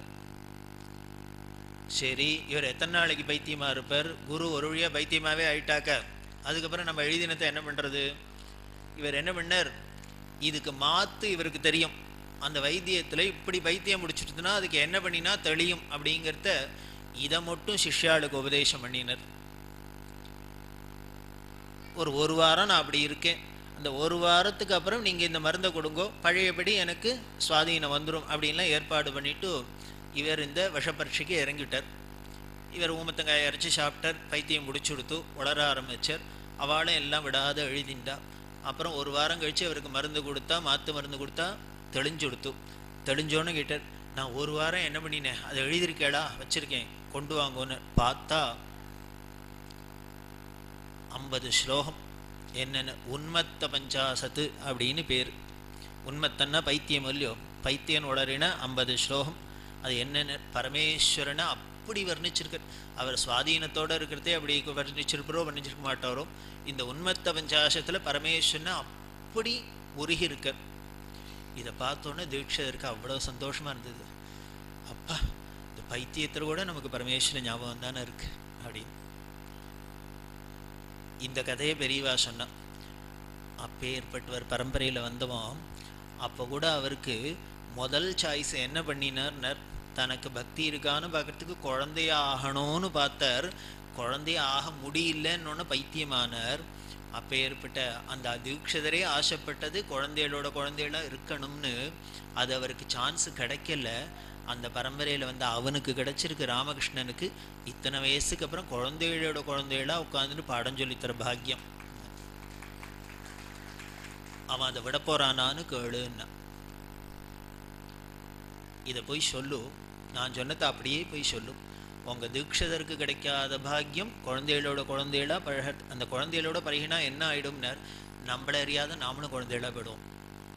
அதுகள் விளையாடினா உடனே நம்ம யானை மாதிரி குளிக்கிறோம், குதிரை மாதிரி கத்துறோம், எல்லாம் பண்ணுறோம். அப்போ நமக்கு இதான பிரக்ஞை இருக்கோ, நம்ம பெரியவா அந்த குழந்தைகள் தான் பண்ணலாம், நாம் பண்ணக்கூடாது அப்படின்னு இருக்குமோ? இல்லை. அதனால் அந்த குழந்தைகளோட போனாலே நமக்கும் அந்த குழந்தைகள் பாவம் வந்துடுறது. அப்போ ஏற்பட்ட பாக்கியம் அவனுக்கு கிடச்சிருக்கு. அதனால் அந்த வேலையை விட போகிறானான்னு கேளுன்னு. இதை கேட்டோன்னே இந்த டன்லப் கிருஷ்ணனுக்கு கண்ணில் தண்ணி வந்துடுத்து. அவசியம் போய் சொல்கிறேன்னு, விடப்படாதுன்னு சொல்லுவோன்னு. இது முதல்ல ஹிதமாக சொன்னால் ராமனோட பெருமையை சொல்ற. சரச சாமதான வேத தண்ட சதுர சாடி தெய்வ வேறெவருரா தியாகபிரம்மம் கேட்குற. சாமதான வேத தண்டம் எல்லாத்துலேயும் முதல்ல பார்ப்பனாம். ஒழுங்காக சமாதானமாக பேசி பார்ப்பன். அதுக்கு இல்லைன்னா ஏதானும் சம்திங் கொடுத்தானும் சரி பண்ண பார்ப்பன். அதுவும் இல்லைன்னா ஏதானும் இடைஞ்சல் பண்ணி பார்ப்போம். அதுக்கும் இல்லைன்னா தீத்து கட்டிவிடுவேன். ஹிதவுமாட்டலந்தோ பாக பலிக்கு தீவி. நல்ல வார்த்தை எத்தனையோ சொல்லி பார்த்த. சதமுகான் அயோத்தியா நித்தி நுண்டிதுவி. ராவணனுக்கு அயோத்தியே வேணாலும் கொடுத்துட்றேன். வேடிக்கை என்ன பாருங்கோ, தியாகபிரம்மன் சொல்கிறார். ராமாயணத்தில் மாதிரி இல்லை, ராவணனோட இவர் சமரசம் பேசிட்டு தானம் பண்ணுறேன்னு சொல்லி எனக்கு அயோத்தியா உனக்கு கொடுக்குறேன்னு சொன்னதா இல்லை. ஆனால் ஐயர்வாள் சொல்கிறார், சதமுகான் அயோத்தியா நித்தி நுண்டிது. ஏன்னா இவர்கிட்டே அயோத்தி இப்போ இல்லை, பரதன்ட்ட இருக்கு, இவர் எப்படி கொடுப்பார்? யமராஜ்யத்தையும் கொடுத்து அவனுக்கு கொடுக்குறேன்னு. பரதன்ட்டு அவ்வளோ நம்பிக்கையாம் அப்படின்னு. நம்ம சொன்னால் அவன் மாறமாட்டான்னு தெரியும். நத்த சகோதரனி ராஜு ஜேசி அப்படின்னு. இன்னும் உன் தம்பிகள்லாம் எந்த நாட்டுக்கெல்லாம் சொல்லு, ராஜாவாக்கணும், ஆக்கிப்பறேன் அப்படின்னு. இப்படி எல்லாம் பண்ணி பார்த்த. ஒன்றுத்துக்கும் அவன் மசியல்ல. ஹதமு ஜேசி தீ. அப்புறம் ஒரேடியே தீர்த்துட்டார் அப்படின்னு. இப்படி பகவானோட பெருமையில் இதை சொல்கிற தியாகபிரம்மம். இதில் நீ கெட்டிக்காரன்னா அப்படிங்கிற. அப்படி தான் இங்கேயும் பெரியவா என்னம்னா இந்த கதையெல்லாம் சொன்னால் இதுக்கும் அவர் உருகலைன்னா அது தீட்சருக்கு முடியும் சார், என்னால் முடியாது. அவர் என்ன எல்கேஜிக்கு வந்து பாடம் எடுப்புறான்னு அப்படின்னு சொல்லிட போகிறானோன்னு கடைசியில் என்னம்னார், மரியாதையை வேலையை விடப்படாதுன்னு சொல்லுவாங்க. இருக்கு சொல்லு அப்படின்னு இவர் வந்து சொன்னார். பின்னால் சொன்னது அவருக்கு தேவையில்லை. இந்த கதையை சொன்னதே உருகிட்டர் தீட்சிதர். இருந்தாலும் சேஃப்டிக்கு தான் சொல்லி வச்சா. இந்த கதையை கேட்டால் உருகல்னா இருக்கட்டும் அப்படிங்கிறதுக்காக தான் விடப்படாதுன்னு சொல்லுவேன். அப்புறம் வேலையை விடாத இருந்து ஃபுல் சர்வீஸை கம்ப்ளீட் பண்ணி அப்புறம் பின்னால் சொல்கிற அந்த குழந்தைகளா பாடம் சொல்லி கொடுத்தது தான் எவ்வளோ நினைந்து. அப்போ பெரியவா சொல்கிறா, குழந்தைகளுக்கு தானே அறம் செய்ய விரும்பு. அன்னையும் பிதாவும் முன்னறி தெய்வம் இங்கே சொல்ல முடியும், காலேஜில் போய் சொல்ல முடியுமா என்ன? கட்டடிச்சுட்டு போயிடுவா. நல்லது எப்பொழுதும் வாயில் குழந்தைகள்கிட்டனா சொல்லலாம். தீட்சிதர் இப்போ சொல்கிற அந்த பெரியவான்னா பெரியவா தான். ஒரு விஷயத்தை நாம் எது துச்சமாக நினைக்கிறோமோ அது எவ்வளோ வசந்தியதாக இருக்குது அப்படின்னு யாரால் பார்க்க முடியும்னர்? திருக்கால ஞானிகளால் தான் பார்க்க முடியும். ஏன்னா நமக்கரோட திருஷ்டியே வேற, அவளோட திருஷ்டியே வேற. அதான் ஞானக்கண் ஞானக்கண் ஞான திருஷ்டிங்கிற மொழி. நாம் என்னமோ ஞான திருஷ்டி அப்படின்னா அந்த சினிமாலாம் பார்த்து இப்படி கண்ணை மூடினா என்னமோ சுற்றிட்டு வரும்னு நினச்சிட்டு இருக்கோம். ஒன்றும் இல்லை. நம்மளோட அப்ரோச் முழுக்கலும் எமோஷனல் அப்ரோச். எதை எடுத்தாலும் எமோஷன் தான். அங்கே யாரானு ஏதானும் வச்சுட்டா அப்படின்னா உடனே அப்படியா சொன்னான், இருக்கட்டும் அவனை வச்சுக்கிறேன் அப்படிங்கிறோம். சித்தை யோசிக்கிறோமா, அவர் எதுக்கு என்ன வையணும், எனக்கும் அவருக்கு என்ன விரோதம் இல்லையா, அப்படிலாம் வைய மாட்டாரே, வச்சாரா போனா போட்டு இன்னைக்கு என்னமோ மூடு இல்லை போல இருக்கு வச்சுட்டு அப்படின்னு இப்படி தோன்றதோ தோணாது. உடனே எமோஷன் தான். எதை எடுத்தாலும் நமக்கு எமோஷன் தான். ஆனால் ஞானிகளுக்கு இந்த எமோஷனை ஜெயிச்சுவா ஜிதேந்திரியாளாக இருக்கிறதுனால அங்கே எல்லாம் அறிவுபூர்வமாக அங்கே அப்ரோச், புத்திபூர்வமாக அப்ரோச் அவளுக்கு. நமக்கு எல்லாமே மனசை வச்சுன்னு இந்த மனோரீதியாக எமோஷனல் அப்ரோச் தான். அந்த எமோஷனாக இருக்கிறதே புத்தி இருக்காது. புத்தி இருந்ததுன்னா எமோஷன் இருக்காது. இது ரெண்டும் சேர்ந்து இருக்கவே முடியாது. இந்த ஞான திருஷ்டின்னா அதான் புத்திபூர்வமாக ஆராய்ச்சி பண்ணுறது, அதை ஒரு விஷயத்தை போய் அப்ரோச் பண்ணுறது. ஏத்தான் சொல்கிறார், அப்படி பெரிவா பண்ணி என்னை வேலையில் இருக்கணும்னு சொன்னதோடு இல்லை, என்னை விட்டுட்டு வரப்படாதுன்னு உத்தரவும் பண்ணினா இது எதுக்கு அப்படின்னு, இந்த குழந்தைகளுக்கு பாடம் சொல்லித்தரது, நல்லது சொல்லித்தரது எனக்கு ஒரு மனசு திருப்தி சாந்திக்காக இல்லை. எல்லாத்துக்கும் மேலே 3 பொண்ணை கல்யாணம் பண்ணி நான் கடை தேத்தணும். நான் அப்படி அறகுறையாக வேலையை விட்டுட்டு வந்தேன்னா யார் தேத்துவா? அதனால் நான் உத்தியோகத்தில் இருந்தேனோ 3 குழந்தைகளுக்கும் கல்யாணம் பண்ண முடிஞ்சுது. ஃபினான்ஷியலியும் நான் அசிட்டத்தனமாக அன்றைக்கி ஒரு 2 கட்டான கோச்சின்னு விட்டுட்டு வந்திருந்தேன்னா குடும்பமே தத்தளிச்சிருக்கும். இந்த குடும்பமும் தத்தளிக்காத காப்பாற்றினா எனக்கும் ஒரு பெரிய அறிவுரை, ஒரு நல்லது அனுகிரகம் பண்ணினா. இதுதான் பெரியவாளோட அப்ரோச். அதுதான் அனுகிரகம். எதை பிடிக்கலாம் எதை பிடிக்கக்கூடாது, எது வேணும் எது வேண்டாம் எல்லாம் அவளுக்கு தெரியும். இதுதான் குரு சரணாம்புஜ நிர்பர பக்தா சம்சாராத் அச்சிராத் பவ முக்தா. பஜகோவிந்தத்தில் ஆச்சாரியால் சொல்றா, எவன் குருவோட சரணத்தை நிர்பர பக்தி அப்படின்னர்.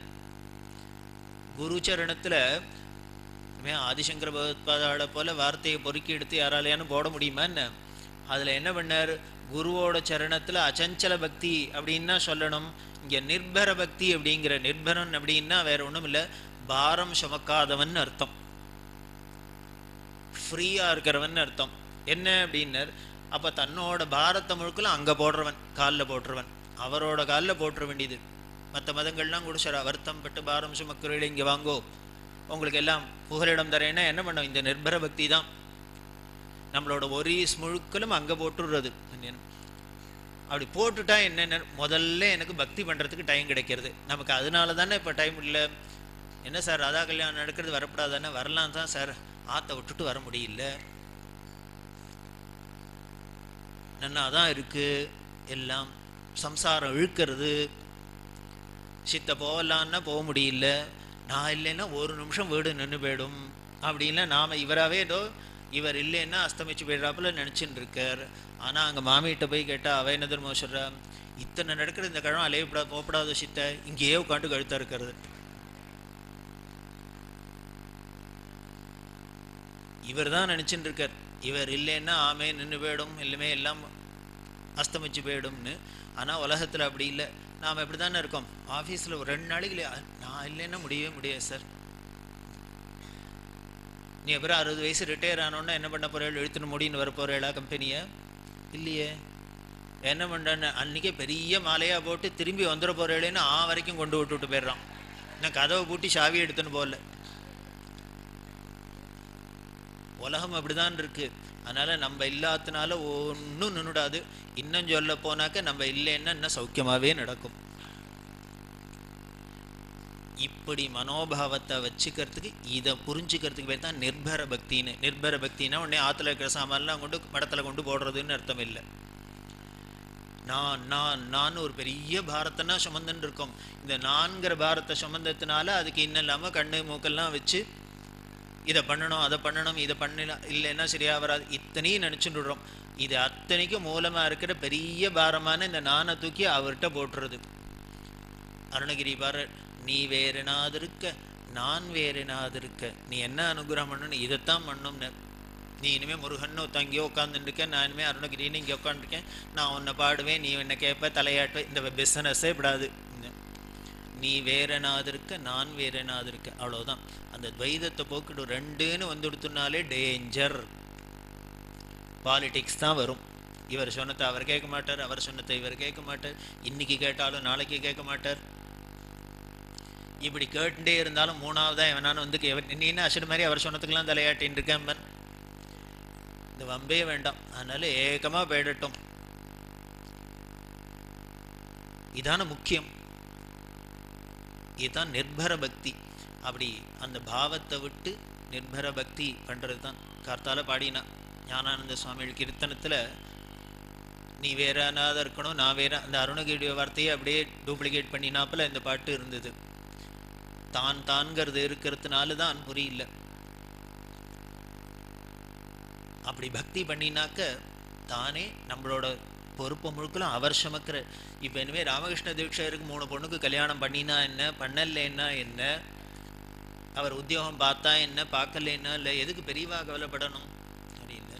அதுதான், ஏன்னா அவன் எங்கிட்ட விழுந்துட்டான், அதனால அவனோட குடும்பத்தை கவலையை நானுமே சுமக்க வேண்டியிருக்கு, பாரத்தை சுமக்க வேண்டியிருக்கு. இதான கீதையிலையும் எழுதி கொடுத்துருக்கார். அனன்யாஸ் சிந்தையம் தோமாம் ஏ ஜனாக பரியுபாசதே தேஷாம் நித்யாபியுக்தானாம் யோகக்ஷேமம் வகாம்யகம். இதுக்கு மேலேயே ப்ராமிஸ் பண்ண முடியும்? இதை கூட நம்ப மாட்டோம்னா அப்புறம் இன்னும் என்னதான் பண்ண முடியும்? பகவான் சொன்ன ப்ராமிஸையே எழுதி கொடுத்ததையே நம்ப மாட்டோம்னா அப்புறம் யாரு சொன்னதை நம்ப போகிறோம்? யோகக்ஷேம வகாமே, நான் வச்சுக்கிறேன் அப்படிங்க.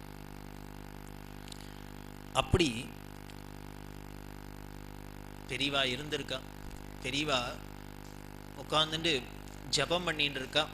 அதாவது ஸ்நானம் பண்ணிட்டு விபூதி ருத்ராட்சலாம் தரிச்சுன்னு இவாளோட அனுஷ்டானம் பண்ணிட்டு இருக்கா. சன்னியாசிகள் கையில் இந்த தண்டம் இருக்கும், இந்த தண்டத்தை வச்சுன்னு தண்ட தர்ப்பணம்னு பண்ணோம். அது பண்ணின்னு இருக்கிறது ஒரு பையன் வந்தான், வந்து அழுதுண்டு வந்தான். அந்த பையனை பார்த்தாலே ரொம்ப சோகமாக இருக்கான், துக்கமாக இருக்கான், அழறான். கூட இருக்கிறவா சொன்னால் கொஞ்சம் இருப்பா அப்படின்னு. இந்த அழுதுண்டே இருக்கிறத இவ அவனை சமாதானம் எடுத்து பார்த்தா பெரியவா கூப்பிட்டு உட்காத்தி வச்சா. உட்காந்து உடனே பாதியில் நிறுத்திட்டோ, நீ யாருப்பா, எந்த ஊர்லேருந்து வர, எதுக்கு அழற அப்படின்னு. இல்லை, நான் வந்து தற்கொலை பண்ணிக்கலாமான்னு எனக்கு மனசு இருக்கு, அதனால் தற்கொலை பண்ணிக்கலான்னு பார்க்குறேன் அப்படின்னு. அதுக்கு நான் என்ன பண்ணணும்? அதுக்கு உனக்கு தான் அனுகிரகம் பண்ணல. இன்னும் எல்லாரும் எல்லாத்துக்கும் கேட்குறா, கல்யாணம் ஆகணும், சீமந்தம் வரணும், மாடு கண்ணு போகணும், வீடு வாங்கணும், ப்ரமோஷன், எல்லாத்துக்கும் அனுகிரகம் பண்ணிட்டு இருக்கேன். இன்னும் தற்கொலை நான் பண்ணிக்கணும், சுவாமிகளோட பிரசாதத்தோடு பண்ணிக்கிறேன். அது ஒன்று தான் பண்ணல, நான் என்ன பண்ணணும் அதுக்கு அப்படின்னு. நீங்கள் ஒன்றும் பண்ண வேண்டாம், ஏன்னா உங்கள்கிட்ட வந்தால் அதுவும் பண்ண முடியாது. ஏன்னர், ஏதான விஷத்தை குடித்தா ஏதான பிராணம் போகும்னா நீனும் அதையும் போட்டு அல்வா மாதிரி சாப்பிட்டுடுற. அதனால் விஷத்தை குடித்தாலும் ஒன்றும் பண்ண முடியாது. பரமேஸ்வரன் இந்தா ஸ்துதியா தாசர்வாள் புரந்தரதாசர் ஒரு கிருதி, அதில் ரொம்ப வேடிக்கையாக இருக்கும். இந்த ஒரு கீர்த்தனம் வரும், அவர் இனிமேல் விஷ்ணுபரமாக எத்தனை 1000 கீர்த்தனம் பண்ணியிருந்தாலும் சரி, இந்த ஒரு சாகித்யத்தில் வரும் அவருக்கு எப்படி ஒரு அபேத புத்தி இருந்தது, ரெண்டையும் ஒன்றா ஏகமாக பார்த்தா இந்த பரமேஸ்வரன் எப்படி இருந்தது அப்படின்னு. எந்த செலுவக்கே மகளனு கொட்டனு கிரிராஜன நோடம்மா அப்படின்னு நிந்தாஸ்துதி. இவன் மாமனாரை பரியாசம் பண்ணுறார், ஹிமவான பரியாசம் பண்ணுறார். எந்த செலுவுக்கே மகளன்னு கொட்டணும், செலுவன்னா அழகு, என்ன அழகை பார்த்து இந்த பொண்ணை கொண்டு கொடுத்தானோ தெரியல. யாரு? கிரிராஜன், மலையரசன், அவனை பாருங்கோமா அப்படிங்கிற. ஏன்னர், கந்துஹர சிவ கந்துஹர சிவ செலுவனெம்பவே மெச்சிதவனோடம்மா அப்படி. கந்துன்னா மன்மதனுக்கு பேரு. மன்மதனை க்ளோஸ் பண்ணினவன். ஒரு நல்ல அப்பாவாக இருந்தால் பொண்ணை கல்யாணம் பண்ணி கொடுத்தா என்ன நினைப்பார்? முதல்ல அடுத்த வருஷமே நல்லபடியாக வளகாப்பு சீமந்தம் வரணும் அப்படின்னு தான் பார்ப்பார். இவன் கொடுத்த பொண்ணை கொடுத்த இடமோ என்னன்னர், மன்மதனே இருக்கிற இடம் தெரியாத க்ளோஸ் பண்ணினவன். மன்மதனே இல்லாத மாப்பிள்ளைக்கு கொண்டை கொடுத்தா இவளுக்கு எங்கேருந்து குழந்தை பிறக்கும்? காமனையே இல்லாத காமனை ஜெயிச்சவன்ட்ட கொண்டு யாரானும் பொண்ணை கொடுப்பாளோ? அருமை பொண்ணை கொடுத்தானா. அதை என்ன பண்ணான்னு, மெச்சிதவனோட அம்மா, இருக்கிறதுலே பெஸ்ட் மாப்பிள்ளை என் மாப்பிள்ளை தான் ஐயா என்ன. அடுத்தது அப்புறம் கல்யாணத்துக்கு அப்புறம் செலவே கிடையாது ஒன்றும். அந்த ஸ்துதி முழுக்களும் இப்படியே பண்ணிட்டு போவர். ரொம்ப வேடிக்கையாக இருக்கும். இவர் என்ன பண்ணாரான்னர், என்னெல்லாம் பார்த்து கொடுத்தான் தெரியுமான்னர், இவன் மாப்பிள்ளைக்கு பெரிய வீடாக இருக்கான், ஊர்லேயே ஒத்தரும் எந்த நில அபகரிப்புலையும் வழக்குலையும் வராத ஒரு இடம் வச்சுருக்கான். என்ன ஸ்மசானவனோடம்மா அப்படின்னு. ஸ்மசானத்தில் இருக்கான். போகிறதுக்குன்னு ஃபஸ்ட் கிளாஸாக ஒரு வண்டி வச்சுருக்கான். லேட்டஸ்ட்டு இருக்கிறதுலே கிழவான ஒரு பசுமாடு. அது ஏறி உட்காந்து போகிறதுக்குள்ளே அவ்வளவுதான், முகூர்த்தம் ஆயிடும். இப்படி போகிறதுக்கு பிரமாதமாக ஒரு வாகனம், இருக்கிறதுக்கு பிரமாதமாக ஒரு சுடுகாடு. சரி, சாப்பிட்றதுக்கு ஏதானு வெளியில் அழிச்சுன்னு போனால் என்ன வாங்கி தருவேன்னர். இவனுக்கு பிடிச்சதையே அவளுக்கும் வாங்கி கொடுத்துருவோம். என்னென்ன ஆலகாலம், ஐஸ்கிரீம் பிசாலாம் கிடையாது, ஆலகாலத்தை வாங்கி தருவேன். அதையும் அழகாக கப்பன் சாசலில் வச்சுன்னு சாப்பிடுவேன்னான்னர். வச்சுக்கிறதுக்குன்னு கப்பரவனோடம்மா கையில் ஒரு மண்டையோட்டை வச்சுன்னு இருக்கான். இவனுக்கு நல்ல ஆள் சர்வெண்ட்லாம் இருக்கான். ஒரே பூத பிரேத பிசாசம். இருக்கிறது சுடுகாடு. அதில் ராத்திரி ஏதானும் பார்வதி கண்ணை முழிச்சு பார்த்தாள்னா அங்கங்கே காட்டேரியா இருக்கும். இப்படி இல்லான்னு சொல்கிறார். இப்படி இருக்கிற ஒரு மாப்பிள்ளையை பார்த்து கொடுப்பணும், இவன் தான் நல்லவன்னு பார்த்து கொடுப்பணும், இவன் நல்லவன்னு பார்த்து கொடுப்பணும்னு இந்த சாகித்யம் முழுக்கிற தாசர்வாள் அப்படி போட்டு பிச்சு உதறி இருக்கார். கடைசியில் முடிக்கிறார். சரி, இத்தனை குறை சொல்கிறே சார், இது ஒன்றும் ஒரு பொண்ணை பார்த்து கொடுக்குறப்பல அதுவும் ரொம்ப ஆசையாக இருக்கிற ஒரே ஒரு பொண்ணு, 10 பொண்ணாக இருந்தாலும் சரி ஒன்று சொல்லலாம் அப்படின்னு தள்ளி இருக்கலாம். ஏன் இவன் கொடுத்தானான்னர். ஒன்னே ஒன்று அவன்கிட்ட பார்த்தான், அதுக்கப்புறம் இவனை விடப்படாதையா, பிடிச்சி எப்படியான வளைச்சி போட்டணும்னு கொடுத்துட்டானா. என்னன்னு நந்தி வாகன நீலகண்டன நிர்குணவனோடம்மா. அவனுக்கு குணம், மாப்பிள்ளைக்கு குணம் எப்படி சார் அப்படின்னு நாமளா இருந்தால் என்ன சொல்லலாம், அது வெறும் கோதரை அப்படின்லாம் சொல்லலாம். இவன் மட்டும் மலையரசன் மட்டும் ஒன்றுமே சொல்ல முடியாது, அவனுக்கு குணமே கிடையாது சார் அப்படின்னு. அது நிர்குணம், அவ்வளோதான். நிர்குணவனோடம்மா இந்திரா ரமணஸ்ரீ புரந்தர விட்டலன ஹொந்திதவனோடம்மா அப்படின்னு. அவன்கிட்ட வேற ஒன்றும் இல்லைன்னாலும் ஒன்னே ஒருத்தனோட சேர்ந்துருக்கான். என்ன ஒன்றா இருக்கான், என்னென்ன இந்திரா ரமணஸ்ரீ புரந்தர விட்டலன மகாலட்சுமியோட ஆண்டையானோட ஒன்றா இருக்கான். அதை பார்த்தானா கொடுத்துட்டான், அவ்வளோதான். இதுக்கு மேலே என்ன குவாலிஃபிகேஷன் வேணும் அப்படின்னு தாசர்வாள் அந்த சாகித்யத்தில் சொல்கிற. அதை போல் இங்கே என்ன பண்ணலான்னு சாப்பிட்றதுக்காக வைப்பறதுக்காக என்ன எதுக்கு உண்டா, அது உண்டா, இது உண்டா, ஒன்றும் நமக்கு சொல்ல தெரியாது. அப்போல இவர்கிட்ட போய் தூக்கு போட்டுக்கணும், இல்லை இனிமேல் பிராணம் போகணும், தற்கொலை பண்ணிக்கணும்னு இவர்கிட்ட அனுகிரகம் வாங்கினா என்ன கிடைக்கும்? இவர் கையை தூக்கிட்டாருன்னா அவ்வளவுதான், யமன் ஓடி போடுறான். பெரியவா அந்த பையன்ட்டு நான் என்ன பண்ணணும் அப்படின்னார். ஏன் உனக்கு இந்த எண்ணம் வந்தது அப்படின்னு. இல்லை, எப்போ பாரு எங்கள் அப்பா என்ன தண்டம் தண்டம்னு வச்சுட்டே இருக்கா அப்படின்னு. அப்போ தான் இவர் தண்டத்தை தூக்கின்னு கையில் வச்சுட்டுருக்கார். அப்படியா, நீனும் அதானா அப்படின்னு. ஏன் இப்படி சொல்கிறேன், நான் என்னவோ படித்தேன், நான் என்ன பண்ணுவேன், வேலை கிடைக்க மாட்டேங்கிறது, நானும் ட்ரை பண்ணிட்டு தான் இருக்கேன், வேலை கிடைக்கலேங்கிறதுக்காக என்ன அப்பா தண்டச்சோறுன்னு வெய்யறார். அதாவது வளர்ந்த குழந்தைகளும் எத்தனை நாளைக்கு தான் இது கேட்டுக்கும். அதனால் வருத்தமாக இருக்குது இந்த குழந்தைக்கு. இது ரொம்ப ரோசமாக போயிடுது. அப்பாவே நம்மளை எப்படி தண்டம்னு சொல்கிறாரு, கரிச்சு கொட்டுறாரு, அதனால் எதுக்கு இருக்கணும் அப்படின்னு இவன் பிராணத்தியாமலான்னு நினச்சிட்டு வீட்டை விட்டு வந்துட்டான். வந்தவனுக்கு என்னமோ தெரியல, நல்ல காலம் காஞ்சிபுரத்தை பார்த்தா இங்கே வந்துட்டான். இதுலேருந்தே தெரியறது யாருக்கு காஞ்சிபுரம்னு நினப்பு வரும், போக முடியும், பஸ்ஸு கிடைக்கும்னர். எவன் தலையில் நல்ல எழுத்து இருக்கோ அவனுக்கு தான் கிடைக்கும், இல்லைன்னா எதானும் கொண்டு அங்கே தள்ளும், நம்மளை வேஷிக்க வைக்கும். வந்தான், அதுதானா அப்படின்னு. உடனே கொஞ்சம் வெயிட் பண்ணுறியா, நான் என்னோட மீதி அனுஷ்டானத்தை முடிச்சுட்டு வந்துடுறேன், அதுக்கப்புறம் நம்ம பேசலாம், இங்கேயே உட்கார் அப்படின்னா. அந்த பையன் பக்கத்தில் உட்காந்துருக்கான். பெரியவா மற்ற அனுஷ்டானத்தெல்லாம் முடிச்சுட்டு இந்த தண்டத்தை தூக்கி இப்படி பின்னால் சாத்தணும். அந்த சமயம் பார்த்து ஒருத்தர் தரிசனத்துக்கு வந்தால் அவர் அடிக்கடி வரவர், ஒரு உத்தியோகத்தில் பெரிய கம்பெனியில் பெரிய பொசிஷனில் இருக்கிறார். அவர் வந்து நமஸ்காரம் பண்ணார். அவர்கிட்ட பெரியவா எப்போ வந்து எல்லாம் விசாரிச்சுட்டும், நான் ஒரு காரியம் சொன்னால் செய்வியோ அப்படின்னு. அவர் சொன்ன, இன்னும் பெரியவா இப்படி சொல்லப்படாது, ஆர்டர் போடணும், நான் செய்யறதுக்கு காத்துன்னு இருக்கேன் அப்படின்னு. என்ன பண்ணணும் அப்படின்னு. ஒன்றும் இல்லை, ஒரு தண்டத்துக்கு வேலை கொடுப்பியோ அப்படின்னா. அவருக்கு பிடிக்கல, ஏன்னா கையில் தண்டத்தை பிடிச்சின்னு இருக்கார். இவர் வைக்க போனவர் தண்டத்தை கையில் வச்சுன்னு இருக்கார். இப்படியே பிடிச்சின்னு ஒரு தண்டத்துக்கு வேலை கொடுப்பியோன்னார். தண்டத்துக்கு நான் என்ன வேலை கொடுக்கறது, ஆற்றுல இருந்தாலும் துணி உணர்த்துறதுக்கான வச்சுக்கலாம். அவருக்கு புரியல, எனக்கு புரியல, பெரியவா புரியிறாப்புல சொன்னால் அவசியம் பண்ணுறேன். உடனே சிரிச்சுட்டே பிரிவா சொல்கிறா, உடனே நீ இந்த தண்டத்தை பார்த்துட்டு பயப்படாத, இவனும் ஒரு தண்டம் தான், இவன் அப்பா அப்படி தான் பேர் வச்சிருக்காரு அவனுக்கு அப்படின்னு. இந்த பையன்கிட்ட சொன்னால், என்கிட்ட சொன்னியே இதெல்லாம் இந்த மாமாட்ட சொல்லும் அப்படின்னு. உடனே அவர் பார்த்தாரு, என்னப்பா அவனுக்கு அப்படின்னு. இந்த சொன்னான், நான் இதுமாரி இதோ படிச்சிருக்கேன், எனக்கு வேலை கிடைக்கல, அவ்வளவு தானே அப்படின்னு.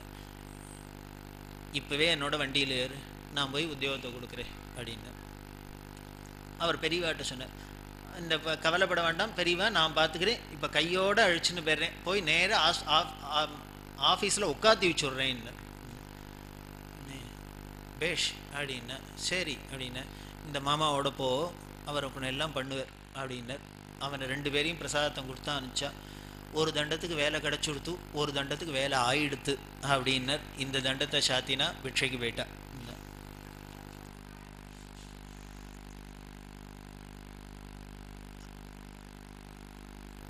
கொடுக்கணும்னா கொடுப்பா, வேண்டான்னா வேண்டாம். எக்ஸ்டென்ஷன் கொடுக்கணும்னா கொடுக்கலாம், வேண்டான்னா வேண்டாம். வச்சுக்கோன்னா வச்சுக்கணும், வேண்டான்னா வேண்டாம். ஒரு ஏகாதசி பெரியவா தரிசனம் கொடுத்துட்டுருக்கா. ஒரே கூட்டமாக இருந்தது. அதில் ஓரமாக எவனோ நின்றுருக்கு, உட்காந்துட்டுருக்கான். பெரியவனு, யார் அவர், யார் அவர் இங்கே வர சொல்லுன்னார். அவன் கால் ஊனும் நடக்க முடியாது, தத்தி தத்தி வந்தான். நீ யாருப்பா, உனக்கு கால் சரியில்லை இல்லைங்கிற, எதுக்கு என்ன பார்க்க வந்தேன்னு. இல்லை சாமிகிட்ட ஒரு காரியம் ஆகணும் அதுக்காக வந்தேன் அப்படின்னா. எல்லாருமே சுவாமிகிட்ட காரியம் ஆகணுன்னா தான் போகிறோம், இல்லைன்னா எந்த சுவாமி யார் பார்க்க போகிறோம். ஆலங்குடிக்கு லாரி லாரியாக பஸ்ஸாக வரான்னா எல்லாருக்கும் என்ன, அத்தனை பேருக்கு குரு எங்கேயோ வக்கரமாக இருக்காருன்னு அர்த்தம். அவர் மட்டும் ஒழுங்காக இருந்தார்னா ஆலங்குடியாவது கடலங்குடியாவது.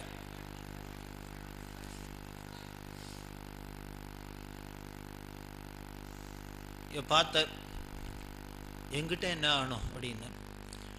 நீ என்ன பண்ணிட்டு இருக்க முதல்ல அதை சொல்லு அப்படின்னா. இது நான் பிச்சை எடுத்துட்டுருக்கேன் அப்படின்னா. நீனும் என்ன மாதிரி தானா அப்படின்னா. இப்போ நம்ம 2 பேரும் ஒரே கட்சி தான் அப்படின்னு. ஏன்னா இவரும் பிக்ஷு தானே. உனக்கு தெரியுமோ, நானும் தானோ இவாள்லாம் பிச்சை போட்டால் தான் சாப்பிட முடியும். என்ன அது கொஞ்சம் கௌரவமாக சொல்லிக்கிறா, பிக்ஷா வந்தனம்ங்கிறா, அவ்வளோதான். போடுறது என்னமோ பிச்சை தான். அது கொஞ்சம் ஏதோ எங்களோட ஸ்தானம் அப்படி இருக்கிறதுனால பிக்ஷா வந்தனம்னு சொல்லிக்கிறா. அப்போ நீனும் என் கட்சி தான், நம்ம 2 பேரும் பிச்சை எடுத்தால் தான் சாப்பிட்லாம் அப்படின்னா. சரி, எங்கே பிச்சை எடுக்கிற அப்படின்னா. மயிலாப்பூரில் கபாலி கோவில் வாசலில் அப்படின்னா. நல்ல இடம்தான். எங்கேயோ ஒருத்தருமே கூட்டமே வராத கோயிலில் நம்ம துணியை விரிச்சுன்னு உட்காண்டா. சரி என்ன, சரி பிச்சை எடுத்தா என்ன போடுவா, காசாக தானே போடுவா அப்படின்னா. ஆமாம் அப்படின்னா. காசை எப்படி சாப்பிட முடியும் அப்படின்னா. நீ என்ன பண்ணுவ, உனக்கு தான் கால் இல்லை அப்படின்னா. உடனே சொன்னா, இல்லை காசாக வரும், அன்னன்னைக்கு கலெக்ஷனை கொண்டு வீட்டில் பொண்டாட்டிகிட்ட கொடுப்பேன், அவள் சாமானை வாங்கி சமைச்சு போடும். என்னது அப்படின்னா. ஆற்றுல பொண்டாட்டிகிட்ட கொண்டு கொடுப்பேன், உனக்கு கல்யாண வீடு ஆகிடுதா அப்படின்னா. 2 பசங்க இருக்கா அப்படின்னு. அடப்பாடுறா ஈஸ்வரனோட லீலையே. பெரியவாளுக்கு ஒரே ஆச்சரியம். உடனே எல்லாத்தையும் சொல்கிறா, இப்படி ஒரு வேடிக்கையை பார்த்தியோ, இப்படி ஒரு வேடிக்கையை பார்த்தியோ. இங்கே வரவாள்லாம் என்ன சொல்கிறான்னர், பிள்ளைக்கு 30 வயசாச்சு, இன்னும் கல்யாணம் ஆக மாட்டேங்கிறது, நல்ல 1.5 லட்சம் சம்பாதிக்கிறான், கல்யாணம் ஆக மாட்டேங்கிறது, பொண்ணும் பிரமாதமாக இருக்கா, நன்னா படிச்சிருக்கா, கல்யாணம் ஆக மாட்டேங்கிறது. இப்படி பெரியவா அனுகிரகம்னு பெருகணும் இப்படி தான் சொல்கிறவாளை பார்த்துருக்கேன். கல்யாணம் ஆகலைங்கிறா. ஆயிடுத்துனாலும் என்ன பண்ண, கல்யாணம் ஆகி 10 வருஷம் ஆச்சு, இன்னும் ஒரு குழந்தை பிறக்கல, பெரியவா அனுகிரகம் இன்னும் 12 வருஷம் ஆச்சு, குழந்தை பிறக்கல. இப்படி தான் பார்க்குறேன். நன்னா படிச்சிருக்கான், நன்னா பார்க்கறதுக்கு ஆள் ராஜா மாதிரி இருக்கான், நல்ல உத்தியோகம், நல்ல சௌரியம் எல்லாம் இருக்குது, ஆனால் கல்யாணம் ஆகலைங்கிறான். சரி, இப்படி எல்லாம் ஆயிடுத்தே, கல்யாணம் ஆனால் பொண்ணையும் மாப்பிள்ளையும் பார்த்தா ரதிமன்மதன் மாதிரி இருக்கான், ஆனால் குழந்தை பிறக்கலைங்கிறா. இப்படிலாம் ஈஸ்வரன் வேடிக்கை பண்ணுறான். அப்படி இருக்கிற உலகத்தில் இவனையும் கல்யாணம் பண்ணிட்டு 2 குழந்தையும் பெற்று ஒரு பொம்மநாட்டி இருக்கான்னா, ஈஸ்வரனோட லீலையை என்ன சொல்கிறதுன்னு தெரியல. இதுலேருந்து ஒன்று தெரியறதுடா அப்படின்னு. இந்த கல்யாணம் ஆனும் குழந்தை பிறக்கணும்னா இதெல்லாம் தேவையில்லைன்னு தெரியறது. இனிமேல் அழகாக இருக்கணும், படிச்சிருக்கணும், இனிமேல் உத்தியோகம் இருக்கணும், பெரிய இதெல்லாம் தேவையில்லைன்னு தெரியறது. ஏன் இவனே போகிறோம், இவனை நம்பி எந்த பொண்ணாலும் கழுத்தை நீட்டுவடோ. ஒரு குவாலிஃபிகேஷனும் இல்லை, ஒன்றும் இல்லை, ஐஸ்வர்யமும் இல்லை, அங்கஹீனமாகவும் இருக்குது, ஒன்றும் இல்லை, இவனையும் கல்யாணம் பண்ணிட்டு இருக்கான்னா இதுலேருந்து தெரியறது. இந்த கல்யாணம் ஆகிறதுக்கு குடும்ப குழந்தைகள்லாம் இந்த காலத்தில் என்னென்ன கல்யாணம் பண்ணிக்கலான்னா எல்லாம் செட்டில் ஆகணும் சார் லைஃப்பில், அப்புறம் தான் கல்யாணம் அப்படின்னு அப்பா அம்மாட்ட. ஒரு அப்பா அம்மா வந்து என்கிட்ட சொன்னா, எப்போ சொன்னாலும் இதே சொல்கிறான் மாமா, அழுத்து போயிடுத்து அப்படின்னு. நீங்கள் பிள்ளைகிட்ட கேளுங்க அடுத்த தரம், கல்யாணம் பண்ணிக்காத எப்படி செட்டில் ஆவேன்னு கேளுன்னு. கல்யாணம் ஆனான்னா செட்டில் ஆக முடியும், குடும்பமே வராத போது எப்படி செட்டில் ஆகுது? கல்யாணம் ஆனால் தான் முதல்ல குடும்பம் வரும். இவா என்ன நினச்சுன்னுட்டா இந்த காலத்து பசங்கள்லாம், ஒன்றும் இல்லை, இனிமேல் ஒரு சர்டிஃபிகேட் வாங்கி கிராஜுவேட் ஆகி இனிமேல் கேம்பஸ் இன்டர்வியூவில் ஒரு உத்தியோகமும் கிடச்சி சம்பளமும் கிடச்சி ஒரு ஃப்ளாட்டையும் வாங்கிட்டு காரையும் வாங்கி கேஸ்லேருந்து எல்லாத்தையும் கனெக்ஷன் பண்ணி எல்லாம் வச்சுன்னு விட்றா. அதுக்கப்புறம் அதுக்குள்ளே 30 வயசு ஆகிடுறது. அதுக்கப்புறம் என்ன ஆகிடுதுன்னா எல்லாம் கிடச்சிடுத்து, பொண்ணு கிடைக்க மாட்டேங்கிறது. பொண்களை கேட்டால் 30 வயசு கிழவனை யார் கல்யாணம் பண்ணிப்பாம்பரா? பொண்ணுக்கு என்ன வயசுன்னு 29 வயசு.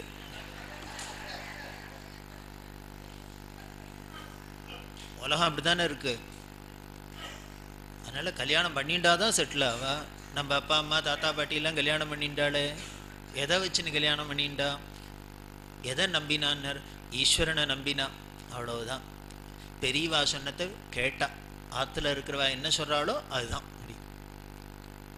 சுவாமிநாதன் கூட சொன்னார், நான் பொண்டாட்டிய கல்யாணத்துக்கு போது தான் பார்த்தேன் அப்படின்னு. கல்யாணத்துக்கு முன்னால் பொன் பார்க்காத கல்யாணம் பண்ணேன்னு. ஆச்சரியம்தான்.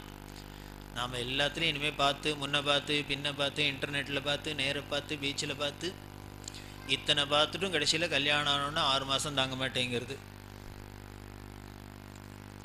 இதுக்கு பேர் தான் அக்ஞானம்னு பேர். என்னமோ நாம் நினச்சின்னு இருக்கோம், ஆனால் நாம் நினைக்கிறாப்பெல்லாம் இல்லை. இது அத்தனைக்கும் மேலே பின்னால் ஒன்று இருக்குது, அது பார்த்துன்னு இருக்கு. அதை நம்பினோன்னா இதெல்லாம் நம்ம கண்ணில் படாது. அது கண்ணில் படாத வரைக்கும் இதெல்லாம் தான் இருக்கும். இத்தனை உபன்யாசமாக பண்ணாத பெரியவா என்ன பண்ணினா, இதாண்டா ஆச்சரியமாக இருக்குது, ஈஸ்வர லீலை என்னன்னு சொல்கிறது. இவனுக்கும் கல்யாணம் ஆகி பொண்டாட்டி இருக்கா, குழந்தை இருக்காங்க, உங்கள் தான் ரொம்ப சுவாரஸ்யமாக இருக்குது, அப்புறம் சொல்லு அப்படின்னா. சரி, உனக்கு தான் கல்யாணம் ஆகியிருக்கு, 2 குழந்தைகள் இருக்குது, நீனும் சௌக்கியமாக கபாலி கோவில் வாசலில் பிச்சை எடுத்தா என்ன கவலை? அதுக்கப்புறம் என்கிட்ட எதுக்கு வந்தேன்னா, இது இத்தனைக்கு மேலே தான் உனக்கு தான் செட்டில் ஆகிட்டே லைஃப்பில், இன்னமும் என்ன பண்ணணும், எதுக்கு வந்தேன்னு. உடனே அவன் சொன்னேன், இல்லை எத்தனை நாளைக்கு தான் பிச்சை எடுக்கிறது? அதனால் பசங்கள்லாம் கொஞ்சம் இப்போ பெரியவளாக ஆகிடுது, ஆனாலும் ஒரு ப்ரெஸ்டீஜ் பார்க்க வேண்டியிருக்கு அப்படின்னு. பெரிய பார்த்தா வேற என்ன பண்ணலாம் அப்படின்னு. இல்லை அதுதான் ஒரு பிஸ்னஸ் ஆரம்பிக்கலான்னு இருக்கேன். அவசியம் பண்ண வேண்டியதான். பண்ணேன். அதுக்கு நான் என்ன பண்ணணும் அப்படின்னா, இல்லை அந்த சுய வேலை வாய்ப்புக்கு பிஸ்னஸ் பண்ணினாக்கா அரசாங்கத்தில் பேங்க்கில் லோன் தராலாம். அதனால் நிறையா பேங்க் ஆஃபீஸர்ஸ்லாம் உங்கள்கிட்ட பக்தாளாக இருக்கா, இங்கே மடத்துக்கு வரா, நீங்கள் யார்ட்டையான என்னை ரெக்கமெண்ட் பண்ணேன்னா சிபாரிசு பண்ணினா அவள் கொடுப்பா, அதுக்காக வந்திருக்கேன். அதான் அப்பா இப்போ தான் என் மடியில் கையை வச்சான். இத்தனை நேரம் பிரதட்சணம் பண்ணின்னு தான் இப்போ தான் கர்ப்பகிரகத்துக்குள்ளே வந்துட்டான். அதுக்கு தான் வந்தையா? இப்போ நான் ஏதானும் பேங்க் ஆஃபீஸர்கிட்ட உனக்கு லோன் கொடுக்கறதுக்கு ரெக்கமெண்ட் பண்ணணும், சங்கராச்சாரியார் லெட்டர் கொடுக்கணும். அதுக்காக தான் வந்திருக்கேன். மெட்ராஸ்லேருந்து பஸ்ஸில் ஏற முடியாது, ஏறி செலவழிச்சுன்னு இந்த கூட்டத்தில் வந்து நின்று நான் என்னோட போராத வேலை, நீ தள்ளி நின்றவனு கூப்பிட வேற கூப்பிட்டேன் முன்னால். சொன்னால் இவன் சொல்லிட்டு ரொம்ப சந்தோஷம், வந்த விஷயத்தை சொல்லிட்டான், விண்ணப்பம் சொல்லியாச்சு. சாமி அதுக்கு பண்ணணும், எனக்கு மேனேஜர்கிட்ட யார்ட்டையான்னு சொல்லி நல்லா லோன் நான் கேட்டதை கொடுக்கணும். பெரியவா உனக்கு ஒன்று தெரியுமோ அப்படின்னா, தெரியாது சொல்லுங்கோ. பேங்க்கில் லோன் கொடுக்குறா, ஆனால் எனக்கும் உனக்கும் கொடுக்க மாட்டா, அது தெரியுமோ அப்படின்னா. இத்தனை நேரம் சிரிச்சிருந்தவன் அவனுக்கு கொஞ்சம் சீரியஸ் ஆகிடுது. ஏன் என்ன தானே அரசாங்க கவர்மெண்ட்டில் போட்டு ஆர்டரில் போட்டிருக்கா என்ன, லோன் எல்லாருக்கும் சேங்ஷன் பண்ணுவோம், சங்கராச்சாரியாரையும் பிச்சைக்காரனையும் தவிரன்னு போட்டிருக்காளா? அது என்ன இவரையும் சேர்த்துக்கிற, நம்ம இவரும் லிஸ்ட்டில் இருக்கார் போல இருக்குது, இவருக்கும் ஒரு ஐடியா இருந்திருக்கு போல இருக்குது. உனக்கு கொடுக்க மாட்டான்னு சொல்லப்படாதோ, எனக்கும் உனக்கும் கொடுக்க மாட்டாப்பா அப்படின்னு. அவன் உடனே அப்படி சொல்லக்கூடாது, ஏன் நமக்கு என்ன குறை, ஏன் நமக்கு கொடுக்க மாட்டான்னு. ஏன் தெரியுமா, அவள் யாருக்கு தெரியுமா கொடுப்பா, யாரு கடன் வாங்கிட்டு ஓடி போகிறாளோ அவளுக்கெல்லாம் தான் கொடுப்பா.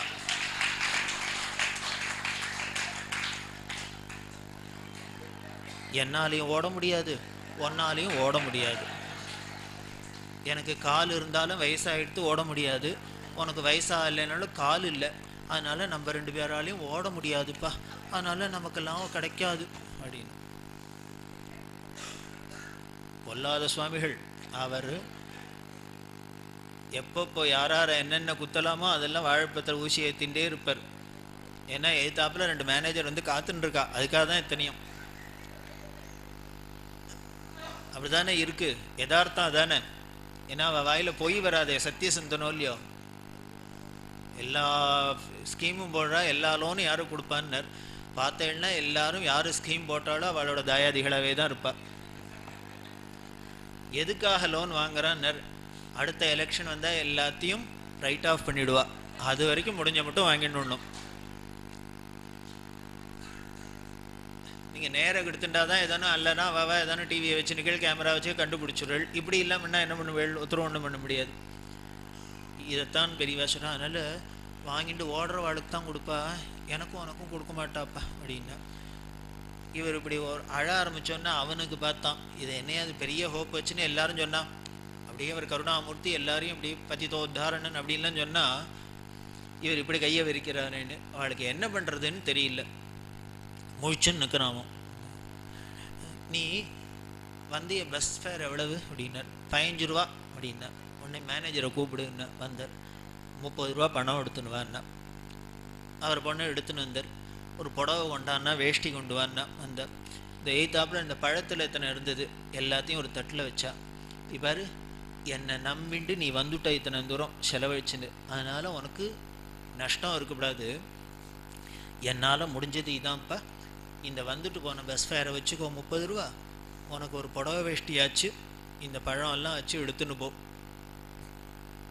ஏதானு இருந்தால் மீதி இங்கே சாப்பாடு போடுவா, சாப்பிட்டுட்டு போய் சேரு, இதான் என்னால் முடியும், போயிட்டு வா. அவனுக்கு அழறதா சிரிக்கிறதா என்னன்னு ஒன்றுமே, அவன் பெரிய ஹோப்பில் வந்துட்டான். நாளைக்கே இவர் சாங்ஷன் பண்ண போகிறார், பேங்க் மேனேஜர் நம்ம கடவாசலில் வந்து நிற்க போகிறாருன்னு. என்ன பண்ணுறதுன்னு தெரில. உடனே பெரியவா, உன்னை பார்த்தா பாவமாக தான் இருக்குது, என்ன பண்ணுறது, என்னால் முடிஞ்சது தான், இன்னொன்று வேணா பண்ணுறேன் அப்படின்னா. இங்கே இருக்கிற வாழ்கிட்டலாம் சொல்கிறேன், பேங்க் மேனேஜர்கிட்ட ரெக்கமெண்ட் பண்ணல, இவாள்கிட்டலாம் ரெக்கமெண்ட் பண்ணுறேன், அவள்லாம் ஏதானும் உனக்கு இன்னும் கொடுத்து ஹெல்ப் பண்ணுறதா இருந்தால் பண்ணட்டும். ஏதோ இன்றைக்கி கபாலி கோவில் விழறதுக்கு முன்னால் விழறது இங்கேயே விழுந்ததுன்னு வச்சுக்கோ, அவளையும் ஏதானு புடச்சிறேன், அதையும் வாங்கிட்டு போகணுன்னா. உடனே எல்லாத்தையும் சொன்னால் கேட்டுந்தாலே ஏதானு கொடுக்குறதா இருந்தால் கொடுங்கன்னு. இது பெரியவா ரெக்கமெண்ட் பண்ண பிச்சைக்காரன்னு அவள்லாம் என்ன பண்ணால் ஆளுக்கு 50 100ன்னு போட்டு வாரி வழங்கினா. போட்டு ஒரு ஏத்தாப்பில் வச்சு மூங்கி தட்டில் பணம் சேர்ந்து கொடுத்து. பெரியவா எவ்வளவு இருக்குது எண்ணுன்னா. 860 ரூபான்னா. 860 ரூபா, நான் கொடுத்த 30 ரூபா, 890 ரூபா ஆச்சு. அதில் 15 30 ரூபா போச்சுன்னா 860 பெனிஃபிட் லாபம். என்னை பார்த்துன்னு வந்ததுக்கு இப்போ உனக்கு இன்றைக்கி 860 ரூபா லாபம். நீ ஒன்று பண்ணே, நீ பிஸ்னஸ் தானே பண்ணணும்னு, இதை வச்சுன்னு பண்ணேன் அப்படின்னு. இன்னும் பேங்க்கில் லோன் வாங்கி பிஸ்னஸ் பண்ணாதானே, இதை வச்சுன்னு பிஸ்னஸ் பண்ணேன், இதை கேபிட்டலாக வச்சுக்கோ அப்படின்னா. அவன் ஏற்கனவே வெறுப்பில் இருக்கான். இந்த 860 ரூபாயில் என்னத்தை பிஸ்னஸ் பண்ணுறது. பெரியவா சொன்னால், இதில் என்னத்தை பிஸ்னஸ் பண்ணுறது அப்படின்னா. ஏன் பண்ண முடியாது, நீ எங்கே இருக்கேன்னு அப்படின்னா. கபாலி கோவில் வாசல் அப்படின்னா. அந்த கபாலி கோவிலுக்கு போகிறவாள்லாம் சுவாமிக்கு அர்ச்சனை பண்ணுறதுக்கு இந்த தேங்காய் பழம்லாம் தட்டு வாங்கிட்டு போவாளோ இல்லையோ அப்படின்னா. ஆமாம் ஆமாம் அப்படின்னா. நீ ஒன்று பண்ணு, நீ இனிமேல் துணியை விரிச்சுன்னு பிச்சை எடுக்கிறதுக்கு பதிலாக ஒரு 10 தேங்காய் பழம் தட்டை வாங்கி வச்சுன்னு அங்கே வச்சுன்னு உட்காந்துனுட. ஏன்னா எப்படியும் அவளுக்கு அந்த இடம் பட்டா தான் கொடுத்துருக்க மாட்டாளே வழி, அந்த இடம் அப்படியே தான் இருக்கும். ஏன்னா கோவில் வாசல் கோவில் தானே, அதுக்கு பட்டா வெட்டா வேண்டாம், அங்கேயே வச்சுக்கோ. தேங்காய் பழத்தை வச்சுன்னு வெறு உன்னால் இந்த கேபிட்டலுக்கு வச்சுன்னா அதில் ஏதோ லாபத்தை வச்சு விற்றுக்கோ. இன்றைக்கி 4 தட்டு விற்கும், நாளைக்கு 8 தட்டு விற்கும், இப்படி கொஞ்சம் கொஞ்சமாக டெவலப் பண்ணிக்குவேன். அதை அதுவும் பிஸ்னஸ் தானே அப்படின்னா. நாம் இவர் என்ன பிஸ்னஸ்ன்னு நினச்சிட்டாருன்னா, இனிமேல் பெரிய அம்பானி மாதிரி எங்கேயானோ பெரிய ஃபேக்ட்ரி கட்டி அதில் பெரிய ஷார்ட்டாக வந்துடணும், நாளைக்கு எல்லா டிவிலையும் சொல்லுவாள், இத்தனை நாளைக்கு இத்தனை நாள் வரைக்கும் கபாலி கோவில் வாசல்னே, இன்னைக்கு இப்படி இருக்கேன்னு சொல்லான்னு அவன் கற்பனையில் வந்துட்டான்.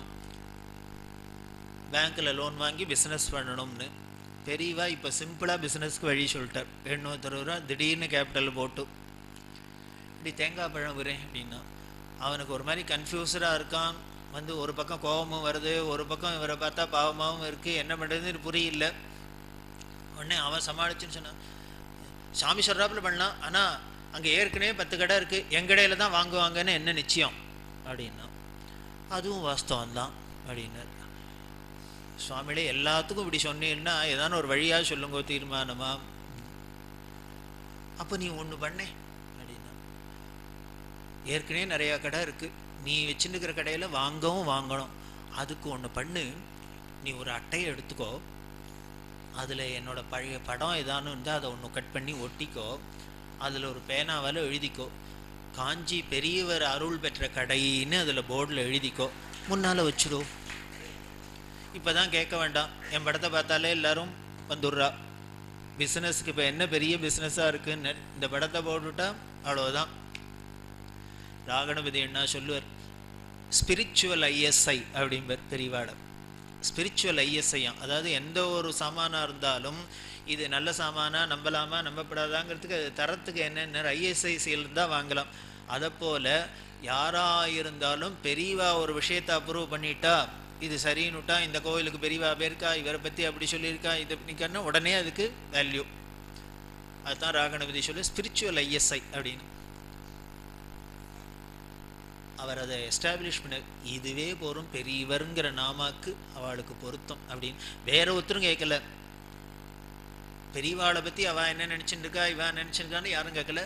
இவாளை பற்றி, இந்த விஷயத்தை பற்றி பெரியவா என்ன நினச்சிட்டு இருக்கா, என்ன சொல்லியிருக்காங்கிறதுலாம் உலகத்துக்கே ஒரே ஒரு தாபம் இருக்குது அப்படின்னா, கவனம் இருக்குன்னா அதுதான் அவளோட மேன்மையை காமிக்கிறது. இது சொல்கிறா பெரியவா. அதனால் நீ ஒரு படத்தை ஒட்டி அட்டையில் வச்சு சங்கராச்சாரியார் அருள் பெற்ற கடையின்னு வேணால் போட்டுக்கோ, அதை அப்படி வச்சுன்னு போழைங்க அப்படின்னா. அவனுக்கு இதை பார்த்தோன்னா கொஞ்சம் ஸ்ருதி இறங்கித்து, கொஞ்ச நேரம் பேசாத இருந்தா.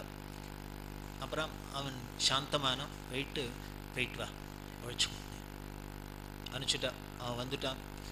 இது எதுக்கு காமிக்க, இதுக்கு தான் குரு வேணுங்கிறது. குருங்கிறவர் ஆச்சாரியங்கிறது எதுக்கு வேணும் அப்படின்னு நாம் ஏதோ கற்பனையில் நினச்சிட்டு இது அப்படி இப்படின்லாம் என்னெல்லாமோ நினச்சிட்டு இருப்போம், 1000 கோட்டை கட்டுவோம். ஆனால் இதில் எது ப்ராக்டிக்கலாக முடியும், எது விரலுக்கு தகுந்த வீக்கம் அப்படிங்கிறது யாருக்கு தெரியும்? திரிகால ஞானியான பெரியவாளுக்கு தான் தெரியும். இப்படி ஒரு அனுகிரகம். ஒருத்தர் வந்தார், எனக்கு சம்பளமே போகல, குடும்பமாக பெருசாக இருக்குது, ஒரே கஷ்டமாக இருக்குது, என்ன பண்ணுறதுன்னு தெரியல அப்படின்னா. உனக்கே தெரியலன்னா எனக்கு என்ன தெரியும் அப்படின்னா.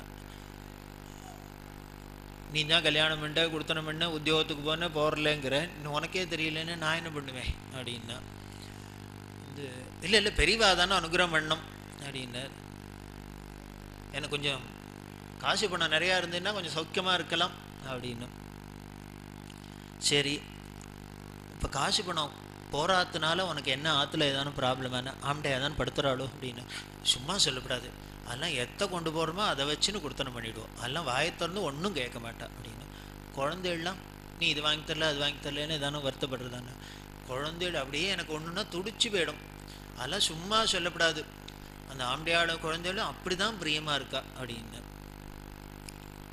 அப்படியா, பாவம் நீ அவளுக்கு பிடிச்சதெல்லாம் ஒன்று பண்ணுறதுக்கு காசு பணம் போகிறலங்கிற, ஆனால் அவள் பிரியமாக இருக்காங்கிற இல்லையா அப்படின்னா. இப்படி பேசிகிட்டே கிட்டே ஒருத்தர் வந்தார். அவர் வந்து பார்த்தாலே தெரியும் ஒரு பெரிய மனுஷர் அப்படின்னு. அவர் வந்துட்டு, பெரியவா தான் அனுகிரகம் பண்ணணும், எனக்கு எங்கே போகிறதுன்னு தெரியல, என்ன பண்ணுறதுன்னு தெரியலன்னு. என்ன பண்ணோம் உனக்குண்ணா அப்படின்னா. இல்லை, என்ன குடும்பம், என்ன காசு பணம் இருந்து என்ன, ஐஸ்வர்யம் இருந்து என்ன, நிம்மதி இல்லாத இருக்குது அப்படின்னா. உடனே இவரை பார்த்தா கிமு கிபி மாதிரி இருக்குது, இது பணத்துக்கு முன் பணத்துக்கு பின்னா இருக்குது. ஏன் உனக்கு என்ன அப்படின்னா. அதான் எல்லாம் இருக்குது. என்ன இருக்குது, என்ன குழந்தைகள் ஒன்றான்னு சொன்னதை கேட்க மாட்டேங்கிறது, மதிக்க மாட்டேங்கிறது, எல்லாம் ஆளுக்காள் தலையத்துக்கள் தலை நாட்டாமையாக இருக்குது. வீட்டில் ஒரு மதிப்பு இல்லை, மரியாதை இல்லை, அதனால் எல்லாம் விட்டுட்டு ஓடி போயிட்டா தேவையில்லை போல இருக்குது, என்ன குடும்பம்னு தோன்றது அப்படின்னு. உடனே பெரியவாகிட்டா, உனக்கு காசு பணம்லாம் இருக்குது, ஆனால் குழந்தைகள் ஒன்றும் பாசமாக இருக்க மாட்டேங்கிற, பிரியமாக இருக்க மாட்டேங்கிறான்னு.